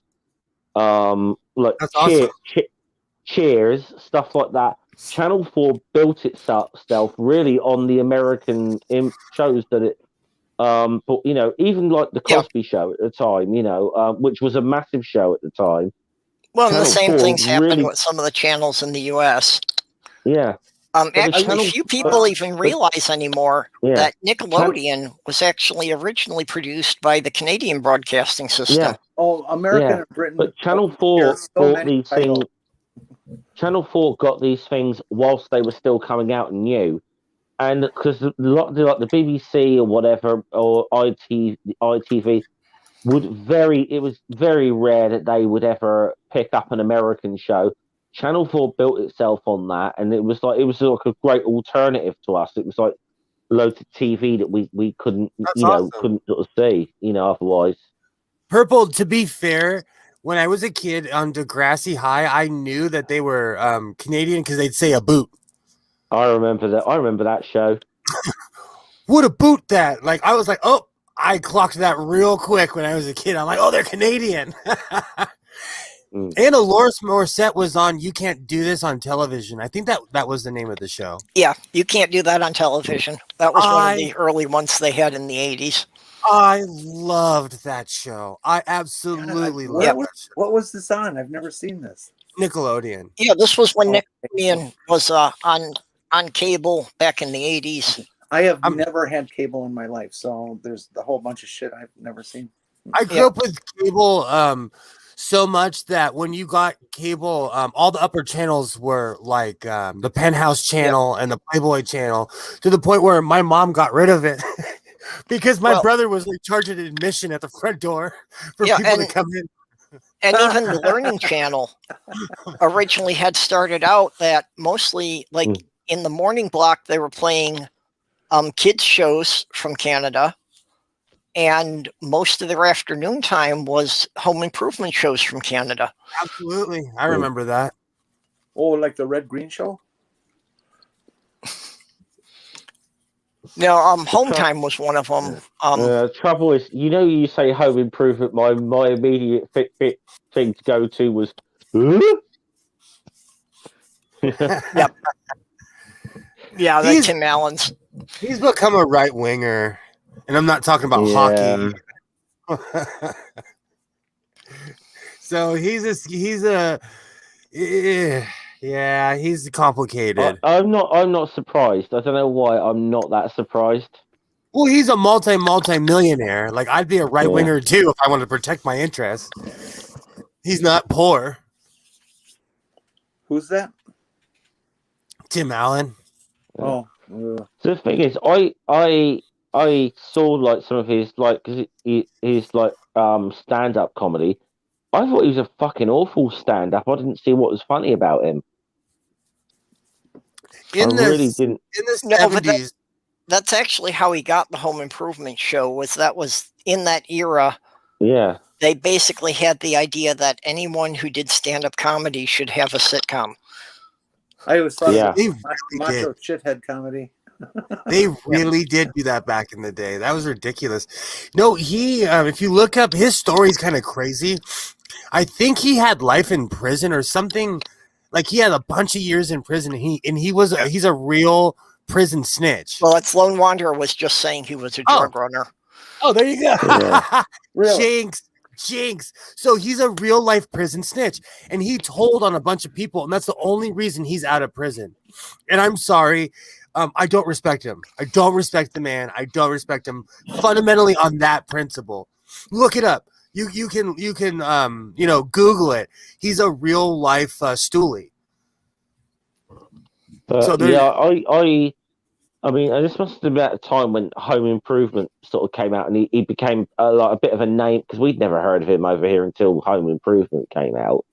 But then Channel 4, I think, showed one of his stand-up things, and it was fucking awful. I was like, what is funny about this guy?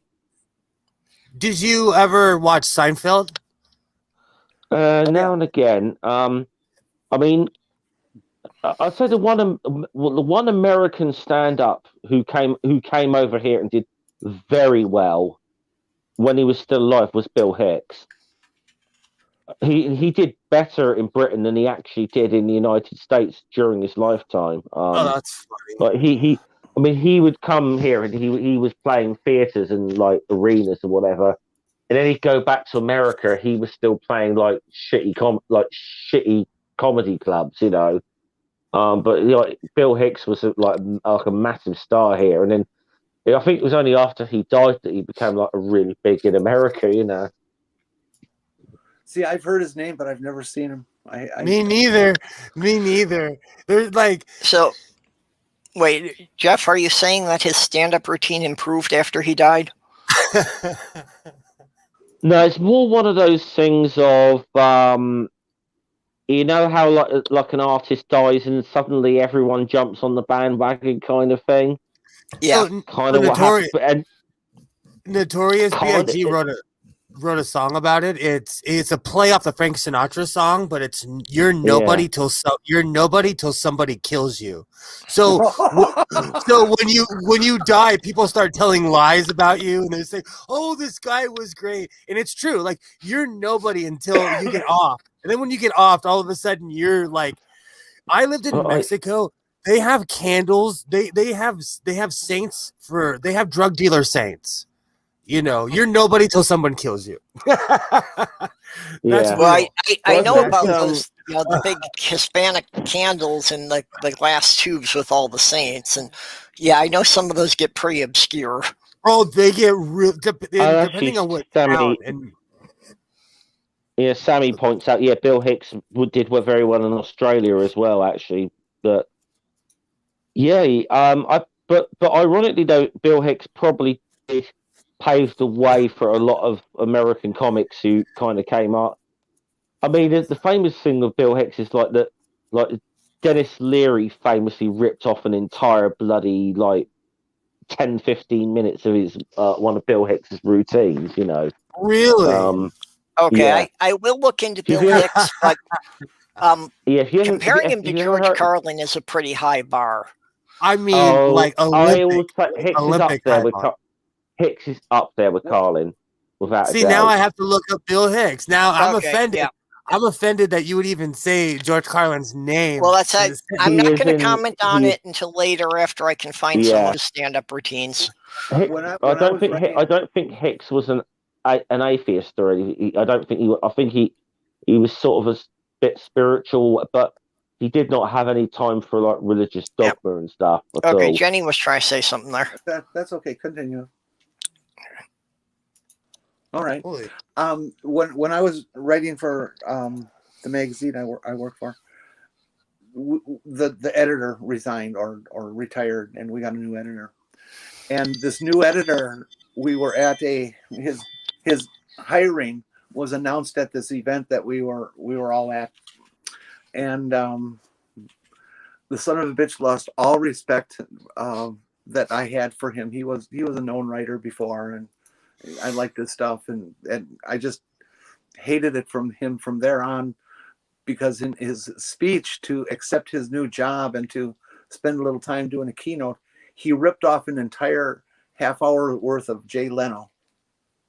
And I know that he did because I had just seen that on TV the night before. I was like, I could not believe that he just stood up and used all this stuff as his own. And it was very funny. Would you want to rip off Jay Leno?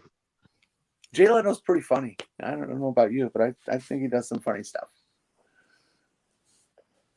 I've never found a man funny at all, but Did you like Johnny Carson? no, bit before my time, no. Jay Leno could be situationally funny. You know, on certain topics he was good, but overall I wasn't that impressed with him. Well, no, I wouldn't ever put him on the level of like a George Carlin or something like that, but he was funny enough. I didn't really have any complaints. You know, as a host interviewing celebrities, he did fine. Because actually on that level, they don't want someone who's really funny, because then he'll attract too much attention away from the guest stars. Mm-hmm. Yeah, and I said when you look up when you do look up Bill Hicks, you'll probably find out he had some pretty colourful opinions of Jay Leno. Well, I opened a tab to look him up. I'll have to look for some of his routines later on. Yeah, they were It's the same code, and just it's completely wiped, so you can make as many videos as you want. There's a ton of space on there. Don't break it and have fun. Sorry.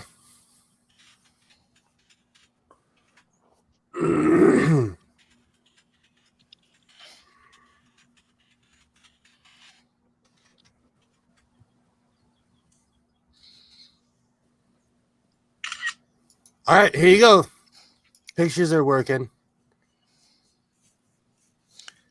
Yep. Wear goggles and don't shoot your eye out.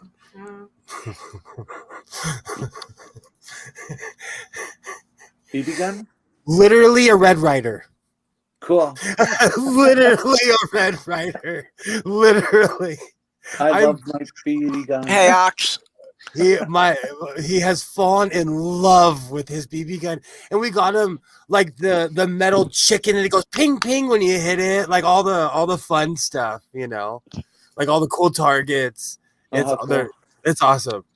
I remember being that age. I remember, you know, my parents always had the habit of getting the wrong toy. That if you asked for something for Christmas, because it was popular or something like that. Oh, they yeah, always got got second line. in the chat You know, the other manufacturer's copy of it, and because it was cheaper. And except on the BB gun, they actually got me a real live Daisy BB gun. I was shocked. It's awesome, and you know what? It's the same old design, and that thing. They're durable. My son has like kicked the crap out of his BB gun, and it still works. You know, there's simple, you know, good times. Sammy Jenkins put up a link there for Bill Hicks on religion. It's about 24-minute video. Awesome. All right, yeah. I think I know. I think I know the one he's. I've probably seen that one or some variation of it because. I was terribly negligent. I had not been modding people. I mean, even my Patreon subscribers, I had forgotten to give mod to. So I hope that I fixed all that for everyone now. Wow, we've gone 3 hours. Oh, yes, we have. I probably should be wrapping it up about now then. Oh, we're having fun. Well, again, always the thing that, I need to make some phone calls before the doctor's offices close. And I have to apologize to Jenny because I'm a giant crybaby and she hurt my feelings and I said something to her that was rude. And so I'm apologizing now because I'm going to run like a coward when the stream's over. That was William, that was completely unnecessary because I have no... I don't take... I respect you. I respect you. You felt it. I got my feelings hurt, and I'm a baby, and I've been lately I got the crap kicked out of me. People have been sending me dick pics, and so I've been sensitive. And I'm not saying I got physically the crap kicked out of me, but people have just been weird. The internet's weird, so I got to toughen up. And did I send you a dick pic? No. Oh. I don't know. I'm just saying, like, people are so, like, it's gotten my Twitter inbox has been lit lately, and it's gotten weird to me. It's just the internet has become a weird place. So I apologize. Well, you're a good person, William. I love you, and I would never intentionally say anything to hurt you. And if I ever do, call me on it. And I will come to you humbly. You are a good person, but have you heard how high my voice is? My voice is so high it's illegal in your state. I'm a baby, okay? I apologize. I'm a fracking baby, okay? I'm a human being. Every once in a while, I get my feelings hurt. Okay, well, for tomorrow night, we hugged it out. See, big hugs. Thank you. For tomorrow night, Thank I'm you. not making this up, it was a listed holiday on several sites. Tomorrow night is Make Your Own Holiday Day. I found multiple sources referencing this, so it's something. That sounds like a very good holiday. Yeah. So for everyone who's planning to be on the panel tomorrow night, come with an idea of a holiday you think should exist that doesn't yet. Okay. Oh, I just thought of like 5. I just thought of like 5. Probably 3 of them. Well, that's what we'll be discussing tomorrow night then. 3 of them we probably can't do anymore because of the coronavirus. Yeah. But Vibrator Appreciation Day. Okay. Well, so let's go around. Anybody have anything they need to shill here? No. Will, you going to be doing your show? Okay, so hopefully... So, hi, I'm Godless Sewing from the Godless Sewing channel. You should all go subscribe to the Godless Sewing channel. Hopefully tomorrow we'll be doing the What the Fuck stream where Jen and I pick a topic and we judge people and everything in the world and we solve the world's problems. That's what we do. That is what we do. So hopefully we'll be doing that tomorrow. If not, I will be doing a live stream where Eddie and I sew and judge people and judge things. There's a good suggestion. Get stoned and make fun of Religion Day. That's like every day for me. There you go. There you go. Sounds like a good day. So hopefully... Has anybody heard any more about this $1,400? Has anybody not gotten theirs yet? I haven't gotten mine. Okay. And Jeff, I can't figure out why, because the first 2 checks, came through and I got them, within a couple of days of everyone else getting it. They were direct deposited in my account. I don't know why I haven't gotten this one. Yeah, and there's no way to get any information other than the IRS site telling you that you should have had it by now. And if you don't, well, we can't tell you anything.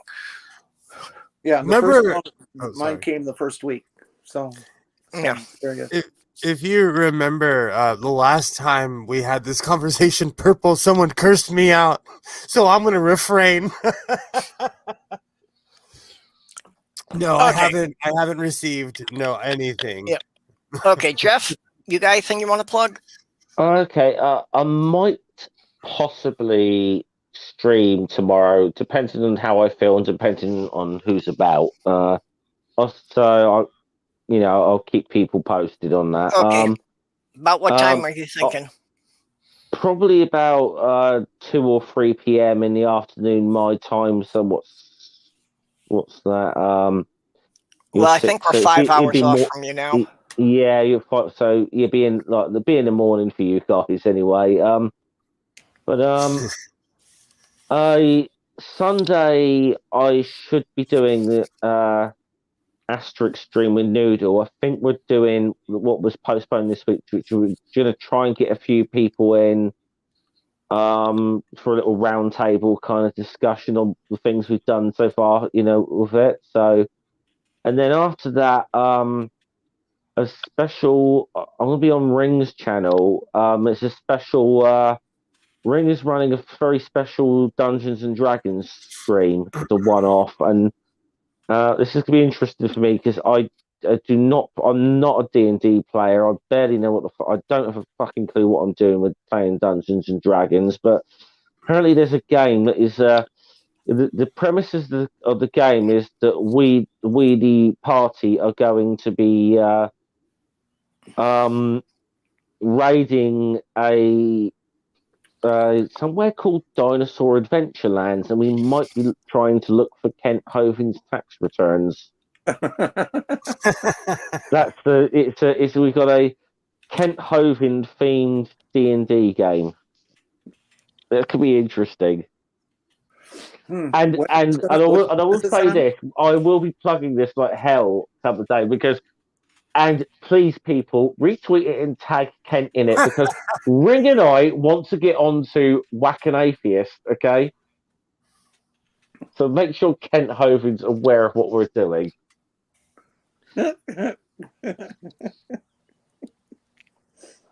See on Twitter? Sounds good.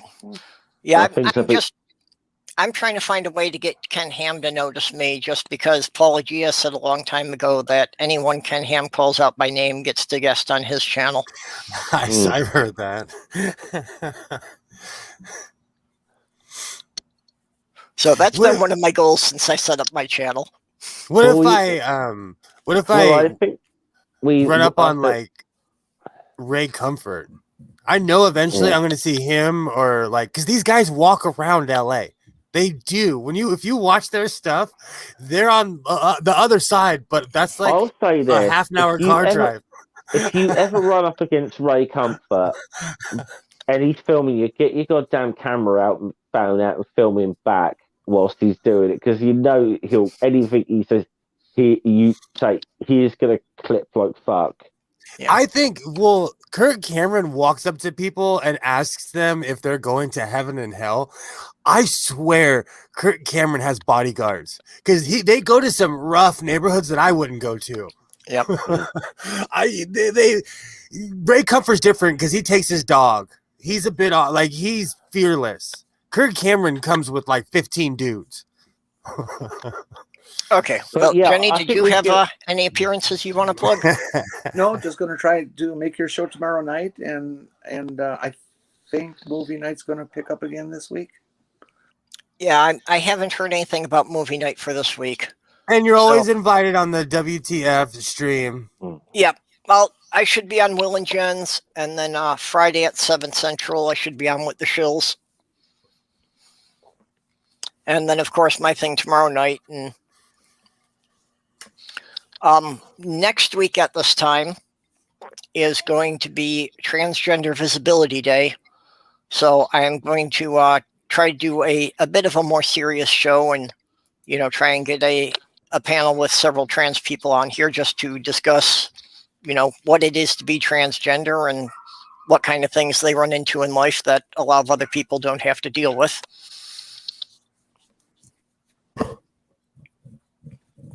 Awesome. Okay, so with that then, thank you everybody for coming. Thank you everybody in the side chat. Thanks once again to the people who have been sending me money through Patreon. Vonrick, Junie the Apostate, Ox, Robert X, Mikey Famine, the Lavender Lady, and Greg Hartwick. And we will see you all tomorrow night or next week then. Purple, I got a question. Oh, sure. How do you know everybody out there was coming? What? Never mind. You thank people for coming. Oh. Well, you know, because you're here, we know they're jacking off to you. Oh, yeah. So isn't that an internet thing too? If you're on the internet, somebody has rubbed a few out to you. That's what I've heard. Okay. I have heard that, but